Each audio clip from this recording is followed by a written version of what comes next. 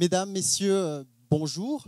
Bienvenue au Musée de la photographie de Madagascar et merci d'être venus aussi nombreux en cette journée fériée, qui est aussi la journée internationale des musées, célébrée depuis 1977, selon les souhaits de l'ICOM, le Conseil international des musées. Aujourd'hui, on va avoir un café histoire qui est un peu spécial parce qu'on va déjà avoir plusieurs intervenants, mais c'est surtout un café histoire qui va prendre la forme d'une table ronde. Donc, je me permets de présenter nos intervenants. Madame Bakra Swarfitch est présidente de l'ICOM. Elle est archéologue, elle est enseignante-chercheur à l'université d'Antananarivo. Madame Eliane Trazona-Rissan est historienne. Elle est la directrice de la mention histoire à l'université d'Antananarivo et en parallèle, elle est la présidente et cofondatrice du musée de la photographie de Madagascar. Madame Dina Suzy est chargée de culture au sein de la commission nationale de l'UNESCO et Monsieur Vanf est chroniqueur à l'Express de Madagascar depuis maintenant plus de 20 ans. Presque 20 ans. Donc tout de suite, pour enchaîner avec les présentations, on va demander à... Donc une des questions qui est posée pour ce Café Histoire est à quoi servent les musées à Madagascar ? Et en fait, il n'y a pas que cette question que nous nous posons, il y a plein d'autres. Et il est tout à fait légitime de demander à Madame Bakra Swarfitch de nous faire un état des lieux des musées à Madagascar. Donc voilà, en tant que président de l'ICOM. Non, pas forcément. Comme je suis petite, je vais me lever. Merci pour m'avoir donné la parole et bonjour à tout le monde et surtout toutes nos félicitations à l'occasion de cette journée de 18 mai réservée au musée. Pour cette année, l'ICOM a choisi musée, bien-être et durabilité. Nous sommes dans un beau jardin où il y a le bien-être et nous sommes dans un musée qui est le symbole de la durabilité parce que la mémoire est ici et la mémoire se perpétue de génération en génération. Alors, je souhaite à tous les musées ce bien-être et cette durabilité.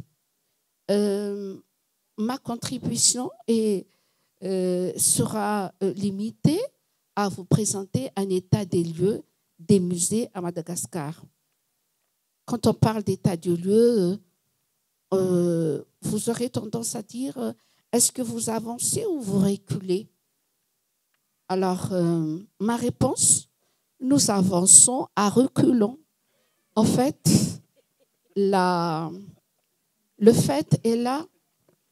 J'ai une brochure ici qui a été éditée par l'ICOM à Madagascar avec l'AMOA, Association des musées de l'océan Indien. Et cette brochure a été éditée avec le concours de l'UNESCO qui est représenté ici. Merci, madame, pour tout ce que vous avez fait avec l'ICOM.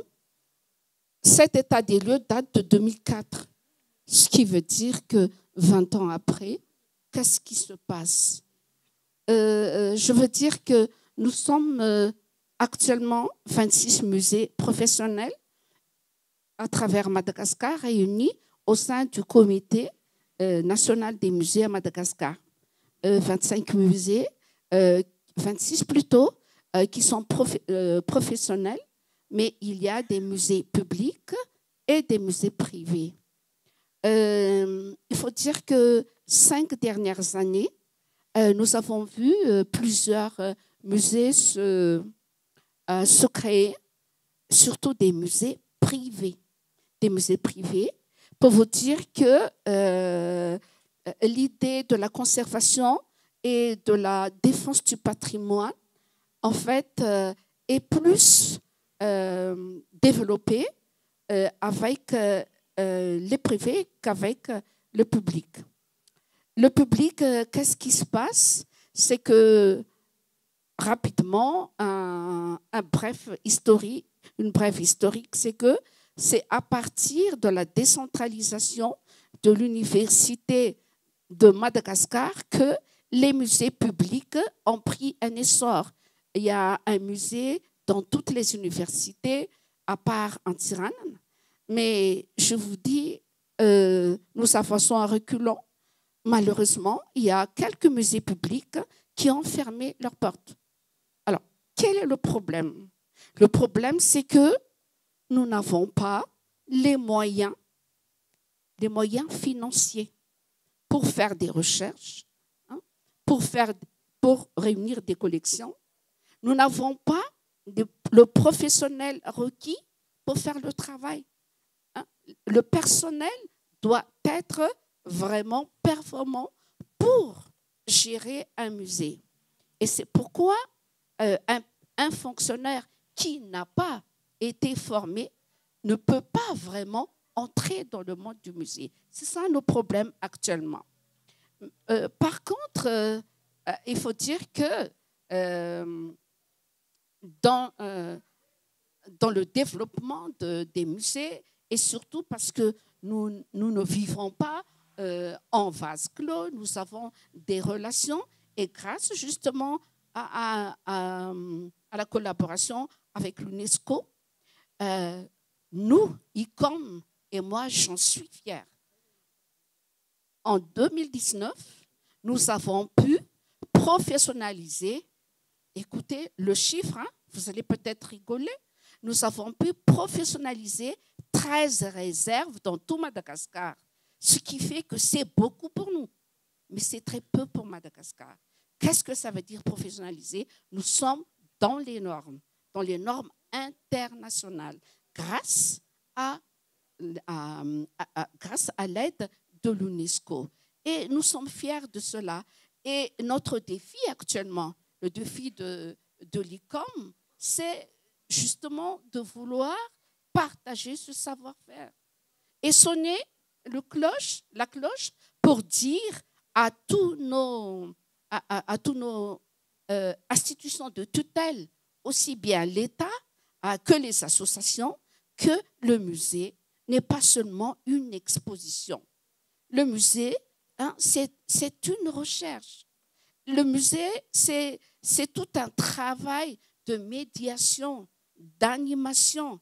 Et surtout, c'est à travers le musée que part vraiment le développement culturel. Parce que le musée si vous voulez, c'est un mémoire où tout le monde peut se regarder, mais c'est un mémoire aussi ou un miroir où les autres peuvent nous regarder. Alors, les musées ont une place importante. Alors, je pense que j'ai assez parlé, mais pour résumer ce que je viens de dire, c'est que le problème, c'est que dans la création des musées, nous avons 8 principes à respecter. Voici le code de déontologie des musées. Et ces principes sont très difficiles à respecter si tout le monde n'y met pas les mains. Premièrement, le trafic illicite. Ah, ça, c'est très dur pour nos musées actuellement, le trafic illicite. Comment former nos douaniers, comment former nos responsables pour qu'il n'y ait pas d'œuvres d'art ou d'objets bien culturels qui partent à l'extérieur. Et voilà, je peux peut-être m'arrêter et puis les autres parleront. Je répondrai aux questions.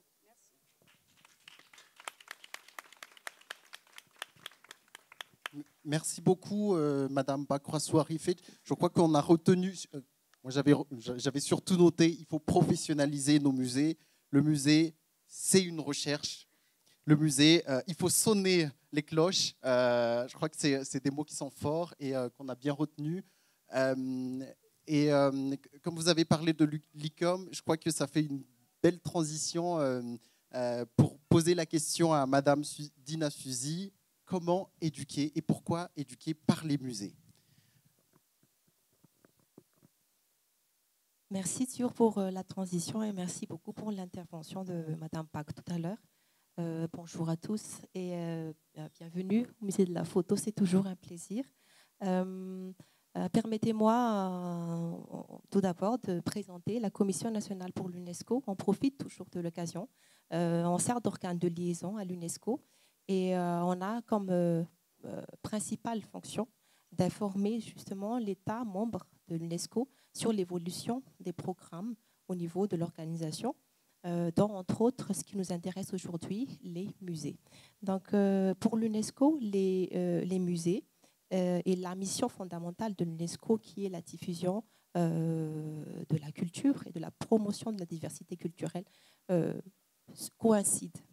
Donc on travaille là-dessus et sur ce sujet, comme vous savez, l'UNESCO a différents instruments normatifs et notamment la recommandation de 2015 sur la protection et la promotion des musées et de leurs collections. En gros, cette recommandation en fait, donne des définitions des musées, de leurs collections et autres thématiques et rappelle justement que les musées servent de sauvegarde, des témoignages tant matériels qu'immatériels de notre histoire à tous. Et cette même recommandation développe des différentes fonctions des musées dans la communication, la recherche, la sauvegarde et ce qui nous intéresse, l'éducation. Avant de partager justement sur cette thématique éduquée par les musées, je voudrais partager que pour moi, en fait, l'éducation, on parle ici du cœur et de l'esprit, ça renvoie justement aux réflexions que c'est une forme, en fait, l'éducation, on acquiert des connaissances grâce à un tiers, c'est que cette tierce nous fait acquérir des connaissances pour un sujet. Du coup, il y a ce qu'on appelle un opérateur, et cet opérateur peut être institutionnel que humain. On parle d'opérateurs institutionnels, donc il y a les musées, il y a les écoles, il y a les bibliothèques, et il y a les opérateurs humains, donc les enseignants, les médiateurs et les parents. Juste pour partager au fait que cette forme d'éducation, cette définition de l'éducation que je voudrais porter ma réflexion. Et pourquoi? Parce que si nous sommes d'accord de ce que Mme Bach a dit tout à l'heure, que les musées ne servent pas seulement à conserver, à exposer des objets, je veux dire, et que voilà, les musées en fait ont cette vocation d'éducation, éducation formelle, éducation non formelle, et surtout on contribue à l'apprentissage tout au long de la vie, parce que plusieurs d'entre nous viennent au musée pour apprendre de nouvelles choses, pour acquérir de nouvelles connaissances et avoir d'autres perspectives de notre culture ou de la culture des autres. Et justement, la recommandation de 2015 sur justement la promotion et la protection des musées et de leurs collections parle du fait qu'il devrait y avoir une collaboration entre le monde éducatif et les musées, parce qu'ils sont complémentaires en fait. Si nous sommes d'accord que les musées nous partagent des connaissances et que de l'autre côté, le système éducatif aussi nous partage des connaissances, donc ils sont complémentaires. En offrant un accès à la culture, l'organisation, l'UNESCO, donc, est convaincue que les musées représentent des espaces où l'éducation culturelle et l'éducation au patrimoine peuvent très bien se faire et représentent l'espace idéal pour cela. Donc, tout ceci pour justement revenir à ce que je dis tout à l'heure, la complémentarité. Et surtout revenir à ce que Mme Bach a dit tout à l'heure. Je suis d'accord avec elle d'ailleurs, les musées nous offrent un miroir. À travers cet miroir, ils nous offrent d'autres perspectives. Donc, ils offrent d'autres perspectives que ce qu'ils ont sur les bancs de l'école, ce que les élèves ont sur les bancs de l'école. Ils ont d'autres perspectives par rapport à l'histoire de Madagascar, entre autres. Donc, c'est là qui est très intéressant pour les musées à Madagascar. Je pense aussi du travail de ce miroir. En fait, je reviens sur ce miroir, ce beau miroir que les musées nous offrent. Et je pense que en cette journée mondiale des musées, je voudrais féliciter tous ceux qui travaillent dans ce monde-là, les professionnels des musées et tous leurs partenaires pour ces perspectives que vous offrez à tous nos concitoyens. Et merci et bon courage, après tout ce que Madame Bak a dit tout à l'heure. Bon courage, il y a beaucoup à faire. Et je pense que nos collègues à l'UNESCO sont très sensibles au dossier de Madagascar. Juste une transition. Hein. Si nous sommes d'accord que voilà, les musées ne servent pas justement à exposer des objets et que si nous sommes aussi encore convaincus que l'éducation, le système éducatif sert à transmettre des valeurs, à transmettre des connaissances, des interprétations du monde, bon, voilà, je reviens toujours à ce que je disais tout à l'heure, la complémentarité des musées et le système éducatif. Je voudrais aussi lancer quelque chose, le rôle central du partenariat avec justement l'État et les musées, tant privés, parce que Madame Bak a dit qu'il y a plus de musées privés. Bon, on va peut-être ouvrir le débat tout à l'heure, pourquoi. Mais justement, je voudrais lancer le débat par rapport à cela, la complémentarité des deux, comment faire et qui sont les acteurs en fait. Merci beaucoup.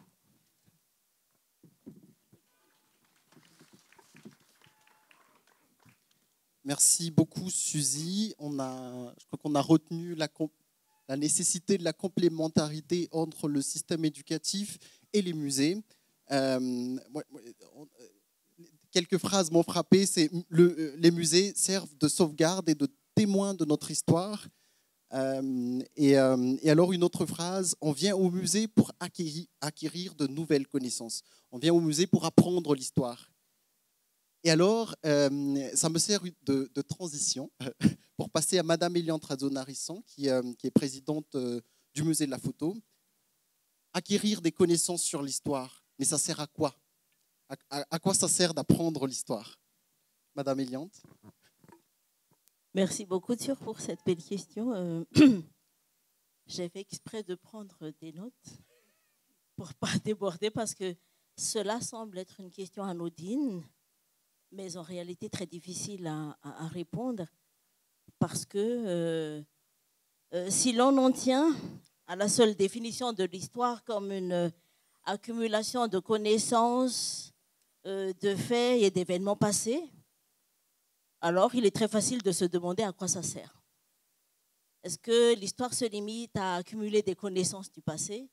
Est-ce que c'est juste, comme tout le monde le dit, apprendre des noms par cœur, des dates par cœur? Est-ce que c'est ça l'histoire? Si l'on tient qu'à ça, la question est légitime, mais est-ce que ça a une réponse? S'il suffit juste d'avoir beaucoup de connaissances des faits passés, pas faire de l'histoire, c'est juste pour se préparer à jouer à question pour un champion, n'est-ce pas? Mais comme ce n'est pas ça, et parce que, en fait, et pour faire simple, l'histoire est l'étude des faits de l'homme dans le passé, alors se pose une vraie question. La clé est dans le mot « étude », qui signifie observer et analyser. À quoi cela sert-il d'observer ou d'analyser le passé? On dit, on analyse le passé pour tirer des leçons afin de mieux affronter l'aujourd'hui et bien préparer l'avenir. Dès lors, l'histoire devient un outil de décision. Grâce à la connaissance du passé, je me positionne et je peux décider qu'est-ce que je veux faire de mon passé. Le passé, c'est le passé. de toute façon, ça ne reviendra plus. Mais pour quelqu'un qui veut avancer, il va chercher les leçons dans le passé. Et c'est là que se pose la question des intérêts de l'histoire. Parce que l'histoire, à ce moment-là, devient un outil de décision. Un outil qui me permet donc de prendre des leçons et de préparer mon avenir. Il y avait un historien du 19e siècle qui disait que l'homme instruit par l'histoire, c'est celui qui sait décider pour la société parce que, à force d'observer le passé et l'aujourd'hui, il sait discerner les choses qu'on peut changer rapidement et les choses qui prennent du temps pour changer. Et à ce moment-là, il est utile d'apprendre l'histoire. L'histoire est un outil pour décider. Mais qui mieux d'autres que les gens propriétaires d'une culture peuvent décider pour sa société? Je raconte à mes étudiants que c'est comme dans un foyer. Il y a le papa et la maman qui s'unissent, donc deux époux qui ont décidé de créer et de fonder un foyer. Et ils cultivent leur foyer, ils élèvent leurs enfants. Qui mieux que ces conjoints peuvent décider pour leur foyer? Est-ce qu'on doit appeler l'oncle qui habite très loin pour résoudre les soucis du foyer? C'est au conjoint de chercher des solutions pour son foyer, pour leur foyer, excusez-moi. Et il en est de même à l'échelle d'un pays. Qui que les Malgaches, qui sont conscients de leur histoire, peuvent décider pour leur société, pour leur pays? Et voilà, c'est là que se pose le problème. Tant que nous ne connaissons pas notre histoire, nous ne pouvons pas étudier notre passé, nous ne pouvons pas étudier nos racines, nous ne connaissons rien de nos ancêtres, comment voulez-vous que nous puissions décider pour notre pays? Et c'est là que tout le monde doit se décider, qu'est-ce que je vais faire de mon histoire? Ce n'est pas que l'affaire des profs à l'université, ce n'est pas que l'affaire des manuels scolaires, c'est l'affaire de tout citoyen. Si moi je me considère comme malgache, qui peut décider pour mon pays que moi-même d'abord, avant de demander de l'aide à gauche et à droite? Mais on est incapable de décider parce que nous ne connaissons pas notre histoire. L'histoire serait-elle utile alors ou pas? La réponse est avec nous. Je conclurai que celui qui veut retrouver ses racines pour se construire a besoin de l'histoire des siens et de ses ancêtres. Celui qui va décider pour la société ne doit-il pas apprendre sur le passé de cette société pour mieux définir ce qu'il va décider pour son avenir? L'histoire est un outil redoutable pour celui qui en reconnaît le sens. Mesdames et messieurs, je vous remercie.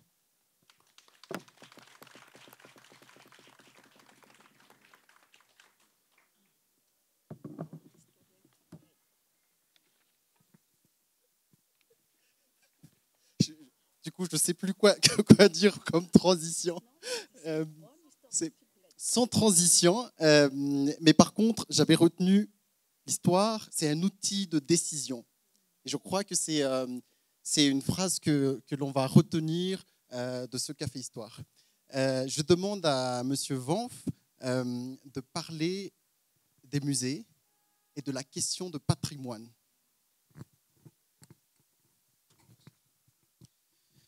Je bonifie les salutations qui ont été déjà précédemment présentées, comme on dit en malgache, je vais assurer la transition parce qu'il a été question de plusieurs fois de complémentarité entre l'éducation et l'éducatif et le musée. Il se trouve que l'intitulé de mon intervention, Musée et patrimoine, se trouve être celui de master dans les universités, au moins françaises, que j'ai pu consulter, Panthéon-Sorbonne par exemple, ou Montaigne à Bordeaux.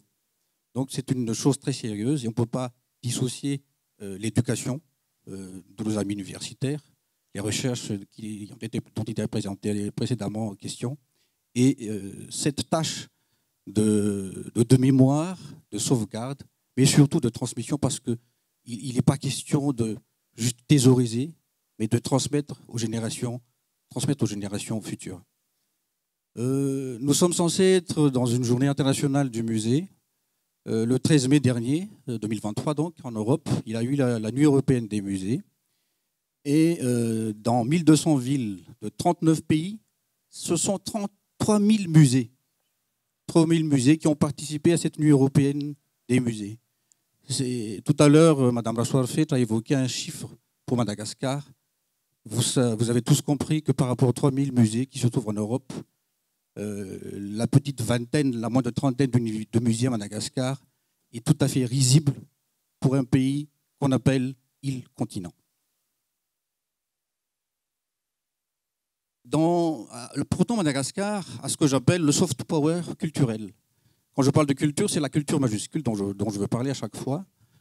Dans les pays que j'ai eu la chance de visiter, les villes que j'ai eu la chance de visiter, donc Washington, New York, Londres, Paris, même Taipei, une petite île aujourd'hui convoitée par la Chine, les gens, la société, l'État se donnent les moyens de se doter d'un grand musée. Et même juste à côté de chez nous, l'île Maurice, à son bord des muséums à Madagascar, alors que dans les années 60, les futurs cadres de l'île Maurice étaient venus à Madagascar s'instruire à l'université de Tananarive.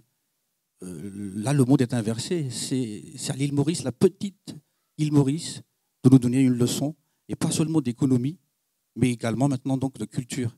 Parce que l'île Maurice a compris que le soft power est devenu culturel, et ayant acquis la reconnaissance économique, l'île Maurice s'attelle maintenant à se doter de la légitimité culturelle, ce que nous, Malgaches, nous avons apparemment oublié.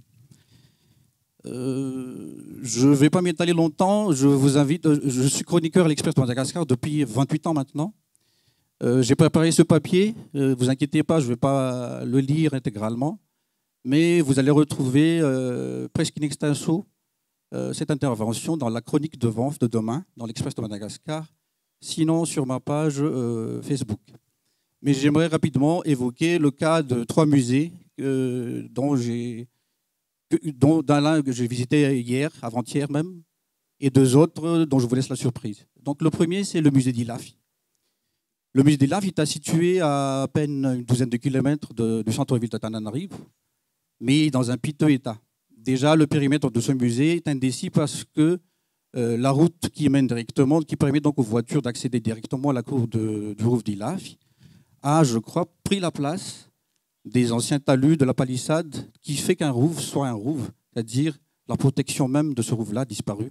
Dans la cour de ce musée du Rouf d'Ilafi a été instaurée par la colonisation une école primaire publique qui fonctionnait encore une dizaine d'années quand j'y étais allé. Et là, dernièrement, quand j'ai posé la question, donc avant-hier, on m'a dit que les PP est donc désaffecté et a déplacé un peu plus bas sur la même colline. Le Rouf d'Ilafi ne consiste plus actuellement qu'en un seul bâtiment, qui n'est plus d'origine d'ailleurs. La collection est une collection, un bric-à-brac, je dirais, d'objets ethnographiques ramenés de toutes les parties de Madagascar. Et si à l'entrée de ce musée, une petite partie est dédiée à Radama II, parce qu'après son assassinat, Radama a été enseveli au Rouf d'Ilafi, tout le reste est dans un état mais vraiment d'indication, de mise en valeur, qui ne répondrait certainement pas aux normes professionnelles évoquées par Mme Rassoir-Fet tantôt. Et pourtant, donc, on a ramassé là des objets venus de tout Madagascar. C'était à l'époque de Gisèle Rabessa, ministre de la Culture à l'époque de Dirassi, de 77 à 91, si je ne me trompe pas. Et pourtant, le Rouf d'Ilafi devrait parler, à mon sens, de ce qu'était la Varadjan, de ce qu'était Ilafi, de ce qu'était le roi Ndenzaf qui était venu se réfugier là à la fin du XVIIIe siècle auprès d'Etsmiamboula. Tout cela n'est ni dans le Rouf d'Ilafi. Récemment, on a pu assister au couronnement du roi d'Angleterre. Et vous avez vu comment ils ont su magnifier, exalter et la généalogie et les traditions. Pour moi, un musée royal n'est rien sans la généalogie. Par exemple, si on allait au musée d'Ilafi, j'aimerais rencontrer la généalogie qui montrerait que la Boutonandiatump, c'est un nom dont vous avez sans doute jamais entendu parler, et le ventre dynastique qui a donné 4 souverains au XIXe siècle, presque 60 ans, 55 ans exactement, de 1828 à 1883. Radam Ier, Ranaval Ier, Radam II, Raswern et Ranaval II. Ils étaient tous apparentés. Radabunadetoup, c'était la mère de Ranaval Ier. Ranaval Ier, c'est la mère de Radam II. Et Ranaval Ier elle-même, sœur des mères respectives de Raswern et de Ranaval II.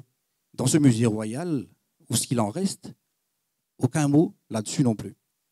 Le deuxième musée dont je voulais vous parler, c'est un musée privé. C'est celui de Mme Nicole Rabetaf, qui est situé à Mboudia-Founti. À Founti, l'ancien mot, j'aime bien rappeler ça, c'est un mot indonésien qui était le mot ancien pour désigner la Kunju. En Mboudia-Founti, donc, Mme Rabetaf qui a monté un musée privé avec ses propres moyens, ses pauvres petits moyens. C'est un musée accessible au public, moyennant paiement, même pas de prix d'entrée, mais les gens ont pris coutume de laisser un chèque ou du cash, c'est comme vous voulez. Et j'encourage vivement les étudiants ici présents à y aller aussi bien en groupe qu'individuellement, parce que c'est un musée des beaux-arts ou de l'art, avec 700 tableaux, des peintres classiques malgaches du début du 19e siècle. Et il y a aussi certains objets oubliés, comme des porte-clés. Elle a une collection de porte-clés, elle a quelques collections très privées de limbes. C'est admirable. Oui. Et c'est l'occasion, je crois, de féliciter encore l'initiative de ce musée de la photo, parce que si l'État malgache est défaillant, autant que ce soit les privés qui prennent le relais, parce qu'on ne va pas attendre indéfiniment que notre génération et les générations futures soient en déshérence totale au niveau de la culture. Le troisième musée dont je voulais parler, c'est la ville d'Antananarivo, qui est pour moi, qui aurait dû être un musée à ciel ouvert. Depuis, au carrefour du 19e et du 20e siècle, toutes les cartes postales, tous les tableaux de peintres que vous pourrez rencontrer montraient un paysage tananarivien de Chanugasi. Que sont devenus les Chanugasi? Il est vrai que l'administration coloniale a cherché à mettre son empreinte sur la ville haute, mais en mettant par exemple le lycée Condorcet qui deviendra plus tard le lycée Gallieni, mais il a rapidement renoncé et a imprimé son empreinte coloniale dans la partie basse. Vous allez reconnaître à Lakeli, à Noussi, ce sont des avenues rectilignes, des immeubles très peu malgaches d'architecture. Et malheureusement, la République malgache a repris le flambeau, si on peut dire, mais c'est péjoratif de ma part, en remblayant à coup de 500 000 mètres cubes de terre arrachée à Nziru, ce qui deviendra plus tard, donc, ce qui devient maintenant les 67 hectares, qui est pour moi une aberration totale sur le plan sociologique et urbanistique. Mais bon, peut-être on aura l'occasion d'y revenir plus tard. Et donc, ce musée vivant, qu'aurait pu être Tananarive et de Chanugasi et de Petchemtatat, parce que Antananarive ne serait pas Antananarive, la roche granitique, la capitale granitique Antananarive ne serait pas cette capitale-là s'il n'y avait pas la mer de rizières tout autour, alimentée par les deux fleuves que sont l'Ikyup et le Mambe. Et en détruisant les Tangas sur la partie haute, la partie collinaire habitat, et en remblayant les rizières dans le Petchemtatat, c'est Antananarive qu'on tue, c'est un musée vivant qu'on assassine. Merci.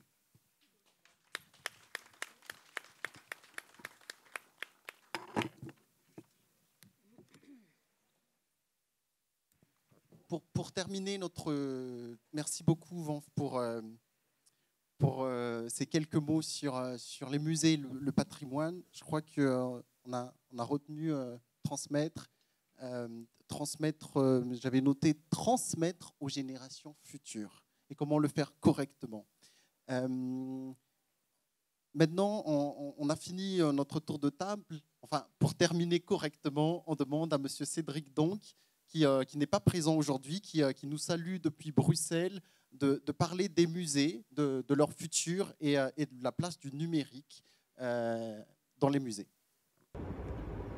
Bonjour à vous tous. Je suis ravi de vous accueillir en cette journée internationale des musées.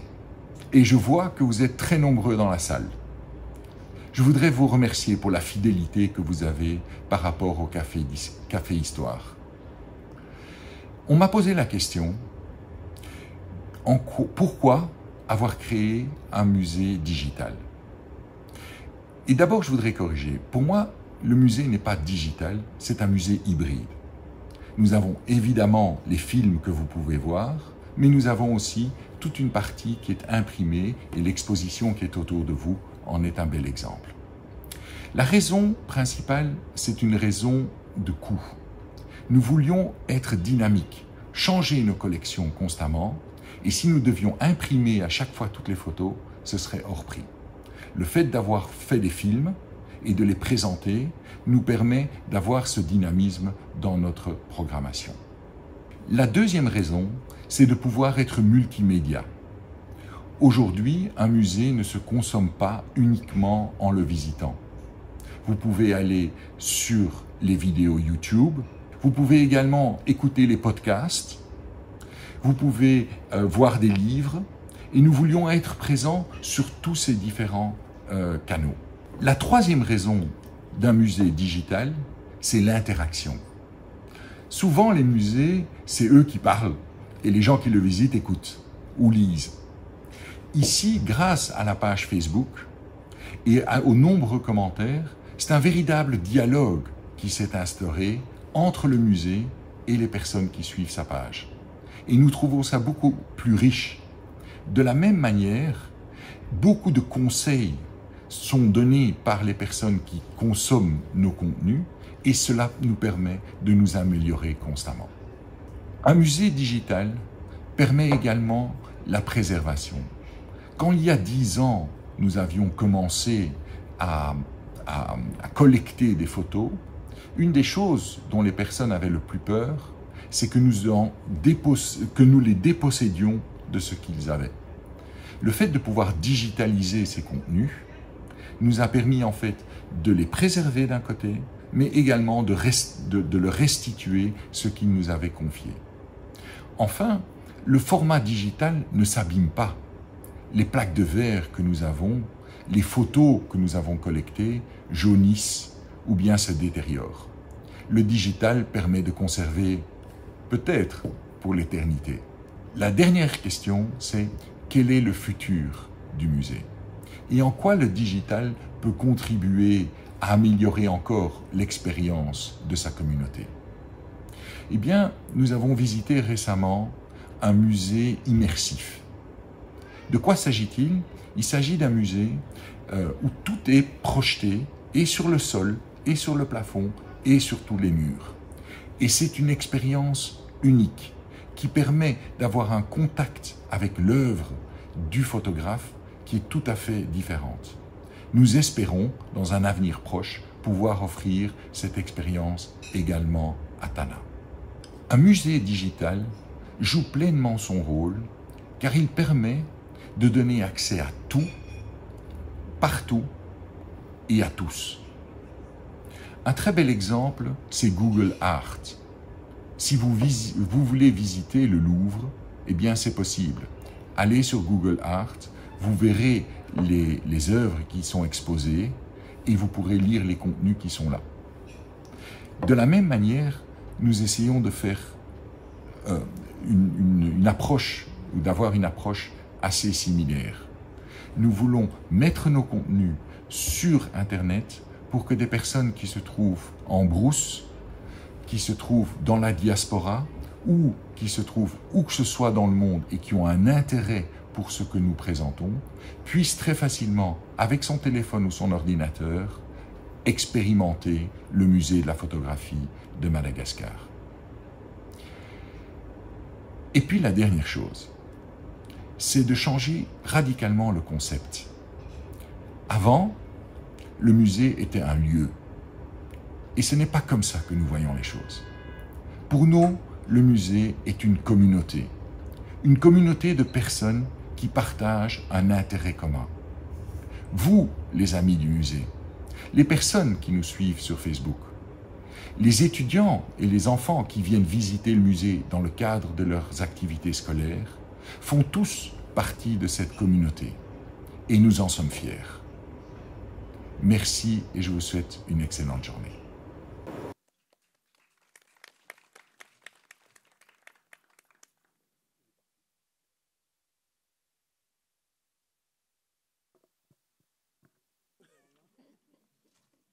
On avait prévu que ce café histoire allait être décontracté. En voilà la preuve. Santé. On veut faire du musée de la photo, du musée en tout cas, non pas un simple lieu, mais une communauté. Et je crois que vous êtes tous ici présents parce que vous faites partie de cette communauté qui nous soutient. Et cette communauté a droit à la parole. Et donc, c'est avec ces quelques mots que je vous invite à poser des questions. Alors, on a plusieurs questions qui ont été déjà posées sur Facebook que je vais lire tout à l'heure pour nos chers intervenants. Et puis après, on va alterner. Donc, s'il y a des questions, non pas dans la salle, mais dans le jardin, vous êtes invités à les poser.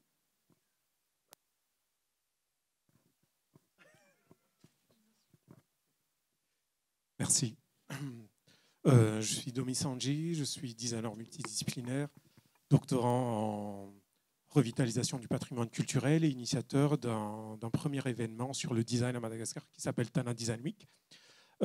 J'ai 3 questions, mais avant de poser mes 3 questions, j'aimerais quand même remercier les initiatives privées qui permettent le rayonnement culturel de Madagascar et qui permet aussi aux Malgaches de côtoyer la culture.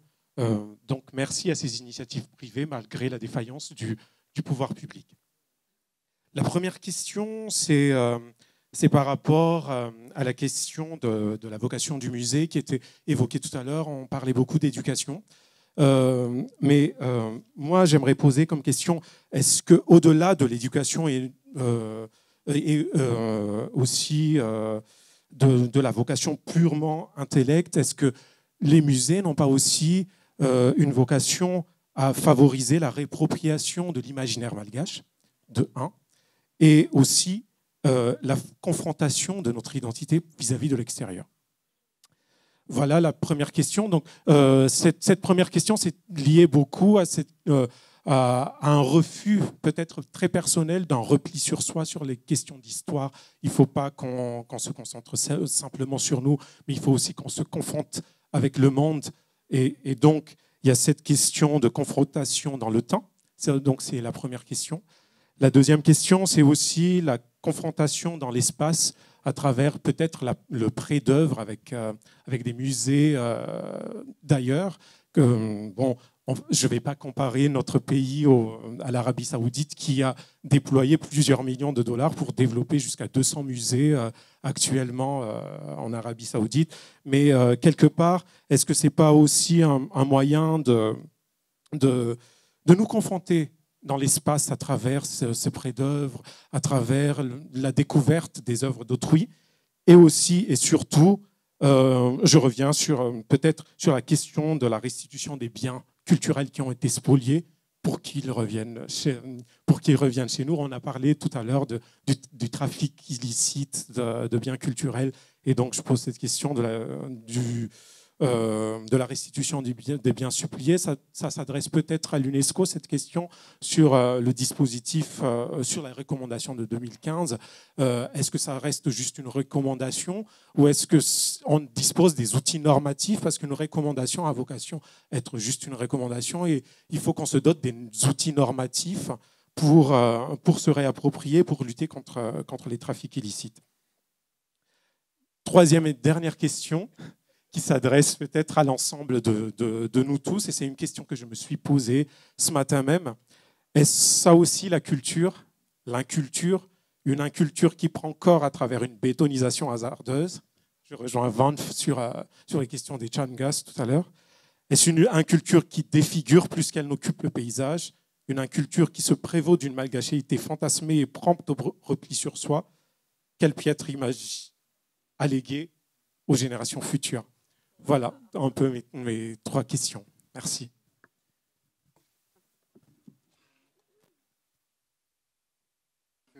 Quelqu'un voudrait répondre peut-être d'abord à la première question, sur la question de confrontation dans le temps.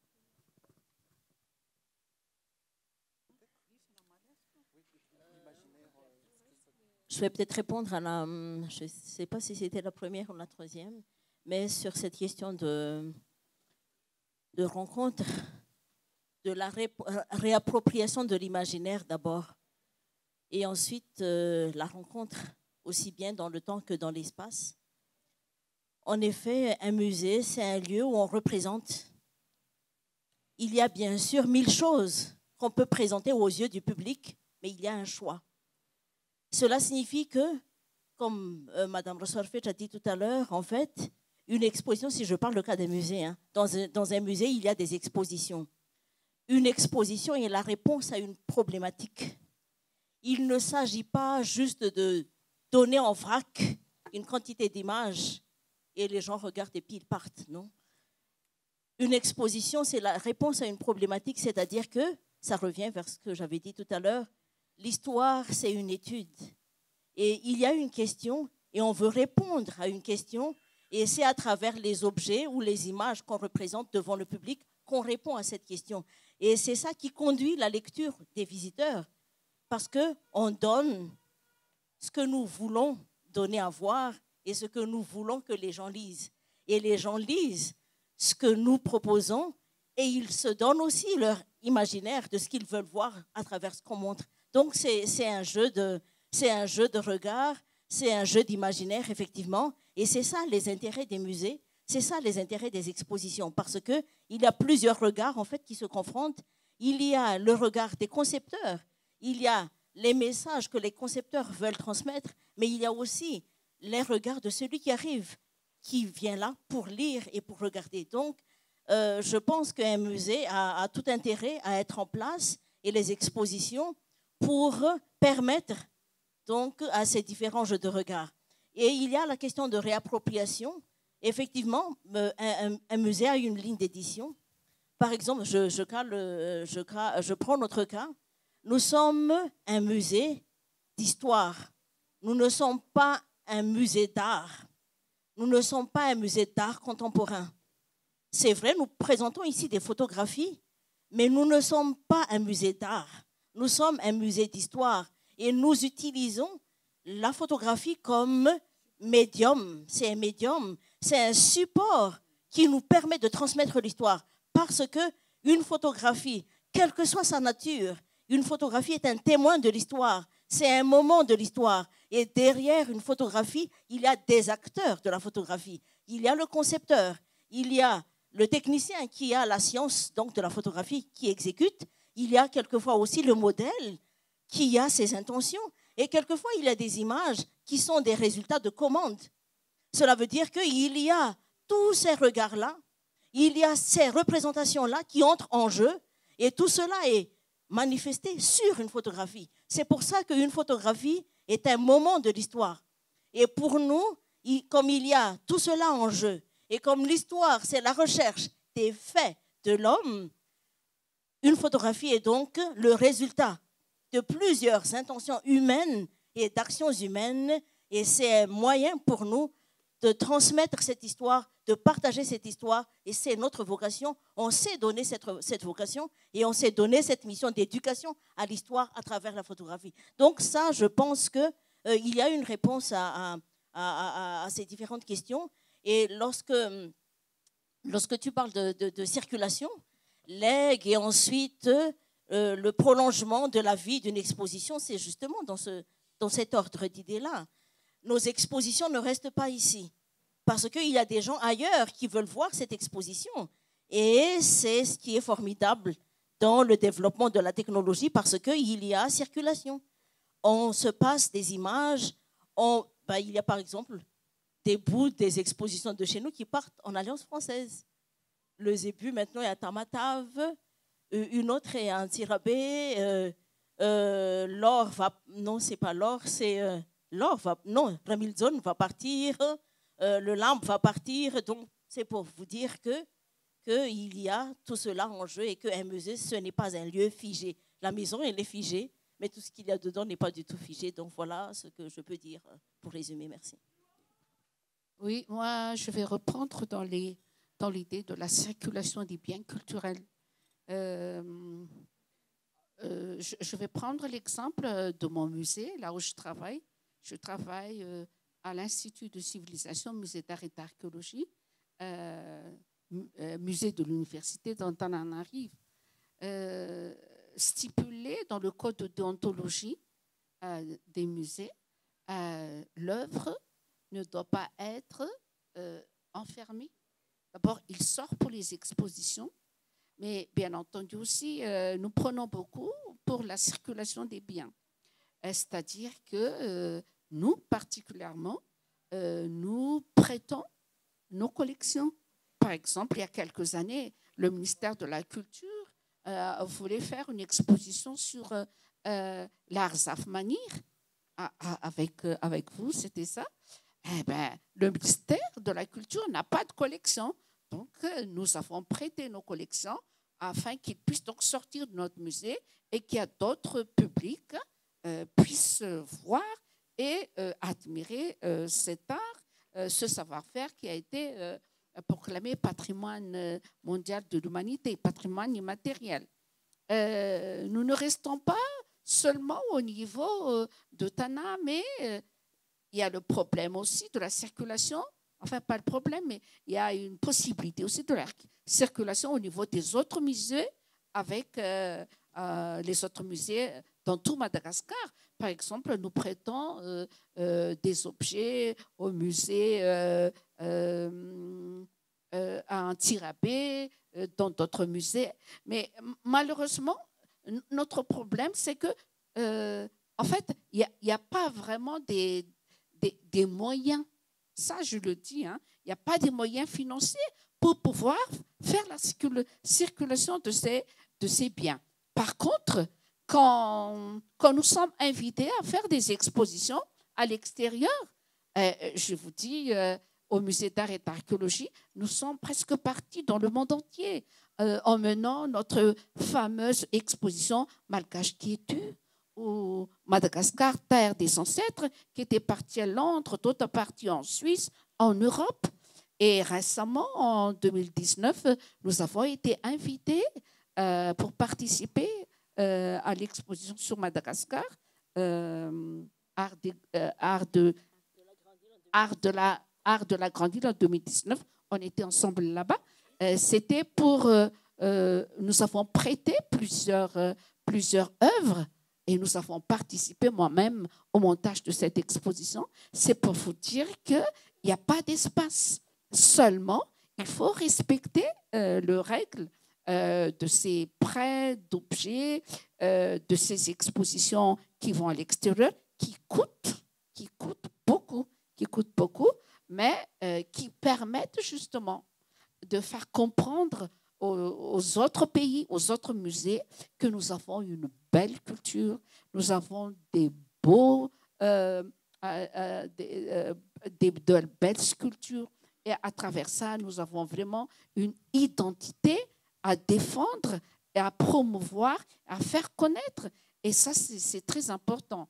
Moi, je ne vais pas parler de trafic illicite parce qu'elle est à côté de moi, mais je peux vous dire que le trafic illicite, effectivement, moi, j'ai participé 2 fois à des conférences internationales, dernièrement, pour la Convention 1995 et la Convention 1970 en ce qui concerne le trafic illicite.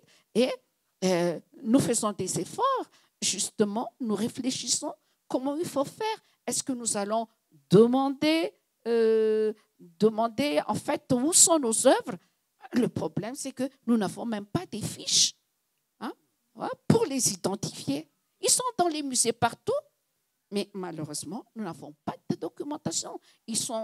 Ces œuvres sont parties il y a des années et des années, et nous ne pouvons pas les réclamer tant que nous n'avons pas le papier officiel qui nous appartient. Il ne faut pas dire qu'on ne va pas aller dans les musées et dire ça nous appartient, ça nous appartient, ça nous appartient. Non, ça ne se passe pas comme ça.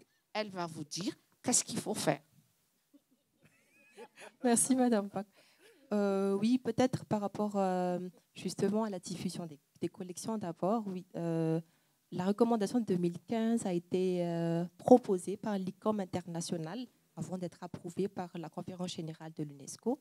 Du coup, le conseil que donne cette recommandation est, je pense, plus qu'importante pour tous les États membres. Et par rapport à la diffusion, c'est vraiment encouragé par leurs recommandations que les collections soient diffusées.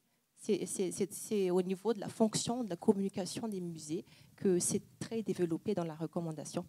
Par rapport au trafic illicite, Madagascar est parti à cette convention. On a ratifié cette convention. Parlons de mise en œuvre. Et tout à l'heure, Madame Bako a parlé de fiches, parce que oui, ce qui est nécessaire après la ratification, je tiens à noter que ça a été ratifié en 1989. Ce qui devrait avoir été effectué, c'est l'inventaire. Presque toutes les conventions culturelles de l'UNESCO, au fait, c'est l'une des premières étapes à faire après la ratification et les travaux d'inventaire. Donc, on en est là. Tout ce qui est inventaire des biens culturels au niveau mondial, tout ce qui nous appartient, en fait. Et c'est nécessaire justement pour que nous, en fait, on enclenche toutes les procédures entre États qui ont ratifié les conventions. Entre États, en fait, État partie, qu'on puisse justement demander à l'autre État partie de nous restituer ces biens. Donc, ils vont nous demander la fameuse fiche qui justement confirme que le bien culturel appartient à Madagascar. Donc, ce qui est vraiment urgent à faire, c'est l'inventaire de nos biens culturels. Et je pense que les musées, le musée de la photo, c'est l'un des travaux qui sont faits parce que dans les travaux d'inventaire, je sais qu'il y a, dans les travaux de préservation, j'entends, il y a ce travail de gestion où vous faites des fiches des inventaires et que vous notez les biens qui appartiennent à un musée.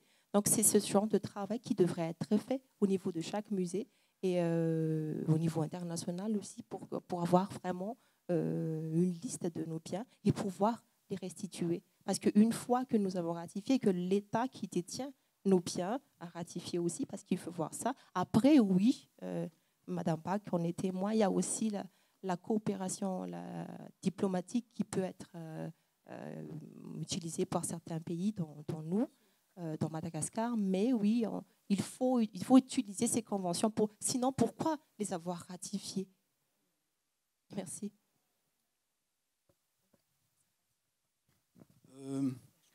Vous semblez tous étonnés que j'ai commandé de la bière, mais dans tous les musées où je suis allé à l'international, il y a toujours accolé au musée lui-même, parce que c'est fatigant de déambuler des heures et des heures dans les musées occidentaux. Ils ont eu l'intelligence de mettre en place un café, un bar, et toujours pour vous délester de vos dollars et de vos euros, une boutique de souvenirs. Et donc, moi, je suis heureux qu'en face, juste à côté, il y ait le café du musée où j'ai pu donc commander cette bière. Bon, j'en viens à la question. J'aimerais juste, j'allais rire là de la question de Domissane. Restituer les biens spoliés, c'est comme les îles éparses en fait. C'est tout à fait légitime, mais qu'est-ce qu'on va en faire? Parce que s'il fallait qu'on restitue et qu'on brûle le Rouf de Tanarive qu'on voit en 95, ou qu'on fasse voler la couronne de la reine en Darvar, ce n'est pas la peine. C'est pas la peine. On va d'abord se donner, et déjà l'inventaire qui n'a pas été fait ou fait partiellement, je ne sais pas, depuis 89, que ça a été de demander. Donc l'inventaire déjà, et qu'en faire? Est-ce que nous avons les structures idoines? Est-ce que tout serait protégé de manière professionnelle et aux normes internationales? Il faut se poser les questions, mais pas à chaque fois exalter notre fierté insulaire, quelquefois mal déplacée. Il faut l'avouer. J'ai été membre du comité scientifique des îles éparses, mais à un moment ou à un autre, on s'est heurté contre un mur. Une fois restitué, qu'est-ce qu'on va en faire? Est-ce que ça va faire l'objet d'une prédation locale, mafieuse?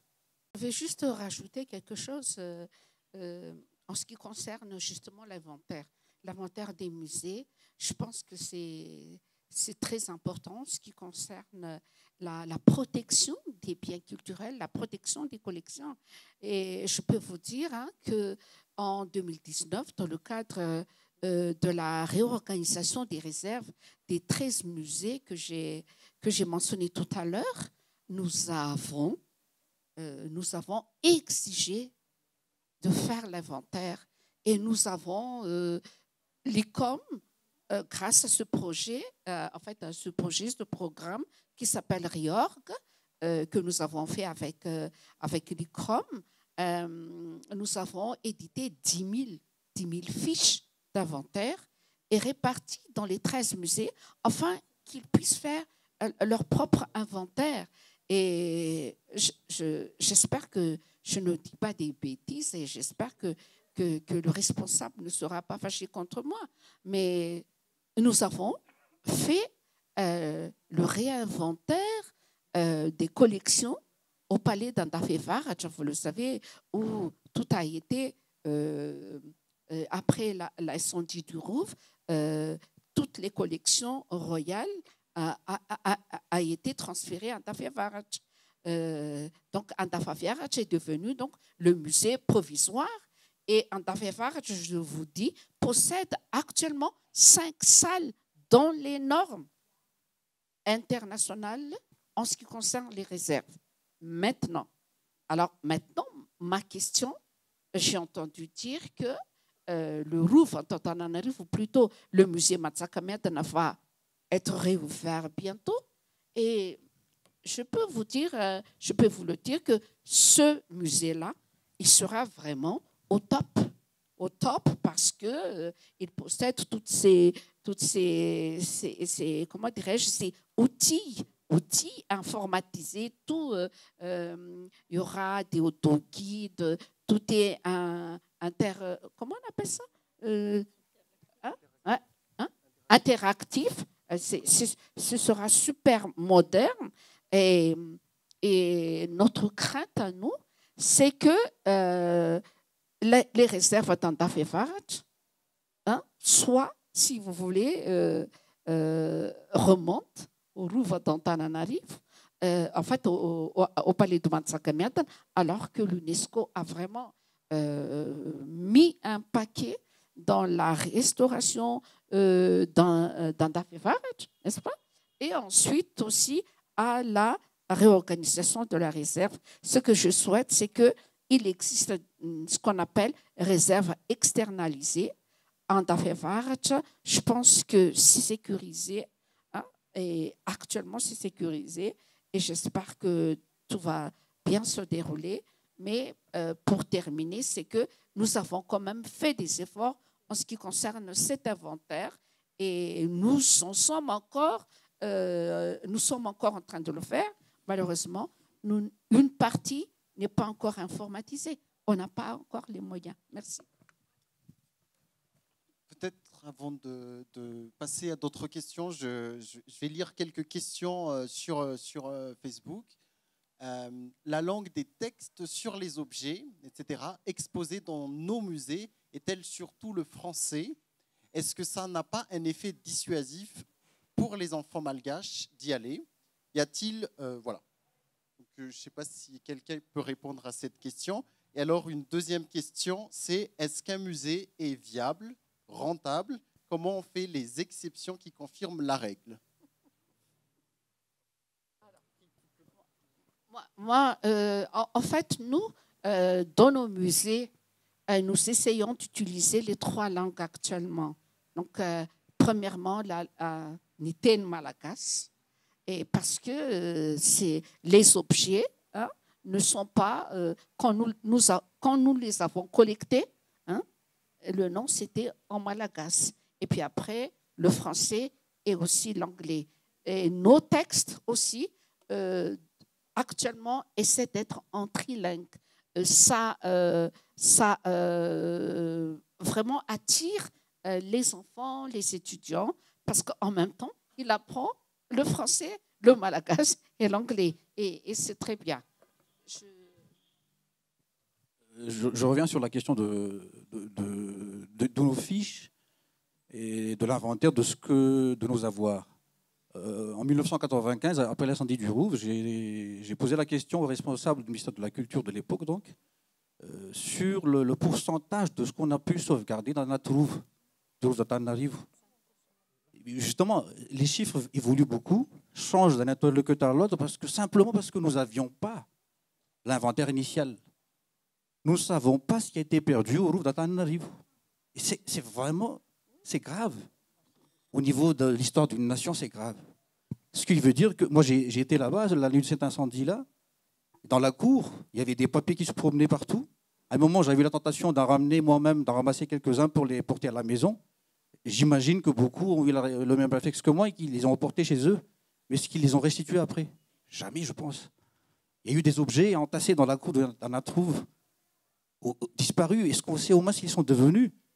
Croyez-moi, si quelqu'un avait aujourd'hui un musée privé, jamais il se détruirait de ces objets-là parce que simplement, ils valent de l'or et aucune confiance dans les pouvoirs publics malgaches quant à leur conservation aux normes encore internationales et professionnelles.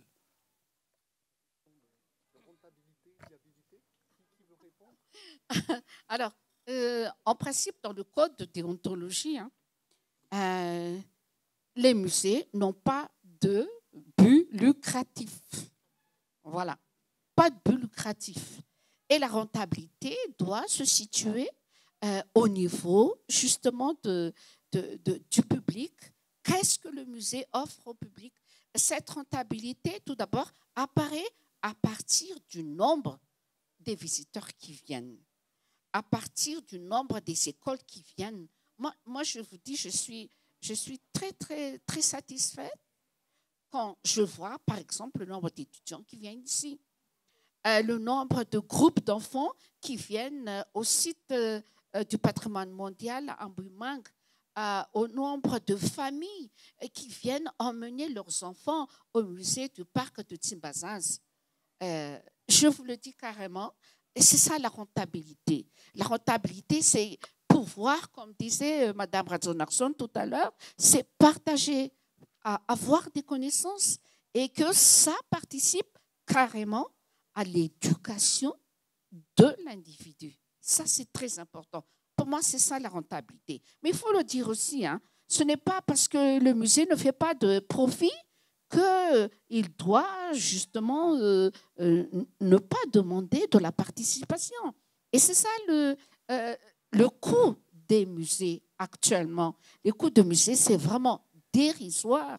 Mais dans ce code de déontologie, c'est que le coût qu'on demande au public, c'est en fait, c'est pour pouvoir justement entretenir les collections, entretenir le bâtiment. Mais en fait, quand on regarde à 1000 arrière l'entrée, c'est très peu. Et surtout, notre musée, lui, il est gratuit. Mais par exemple, il y avait un musée, et je peux vous le dire, et je suis très bavarde, un musée au port de Thomas, qui a été créé vers les environs de 1980 et dans le cadre justement de la décentralisation des musées et qui a été initié par notre musée à nous, le musée de l'Université d'Antananarivo. Il a été créé ce musée qui a parlé de l'histoire, il y avait des maquettes, un grand musée qui a vraiment attiré beaucoup de touristes et un musée très riche. Je pense qu'à l'époque, c'était le musée le plus riche. Malheureusement, où est-ce qu'il est maintenant? Il n'y a plus ce musée-là. Et je me demande où est parti l'argent. Parce que celui-là était vraiment rentable. Et bon, il fut un temps où le responsable s'est plaint à nous. Qu'est-ce que je dois dire, madame? Parce que l'argent, il dort là. On peut vous aider. Mais en fait, ce sont les responsables qui n'ont pas voulu. Les responsables n'ont pas voulu. Alors, la rentabilité se trouve au niveau du public. La rentabilité se trouve au développement culturel et social. Moi, c'est ça ce que je peux dire. Peut-être il y a d'autres rentabilités. Il me revient à l'esprit que tout à l'heure, on a parlé de la crainte de Mme Rassoir Fidj que la collection d'Antafevad reparte incognito à Mazakamiandan. Moi, j'ai pas une question comme ça, je soulève. Les Gaud de Lascaux ne sont plus authentiques. Ce ne sont pas les peintures originelles qui sont exposées. On a reproduit à l'identique pour éviter justement que la grotte originelle soit détruite par l'encombrement humain. Pourquoi on ne ferait pas, on ne pourrait pas dupliquer, même au Louvre, c'est comme ça qu'on fait. Il n'y a presque plus rien d'original n'est exposé au danger des voleurs. Ils sont préservés dans des réserves très bien cadenassées. Pourquoi on ne ferait pas pareil à Madagascar? Mais évidemment, il faut une volonté politique. Et en l'absence de volonté politique, il n'y aura pas de finances publiques, pas de crédit.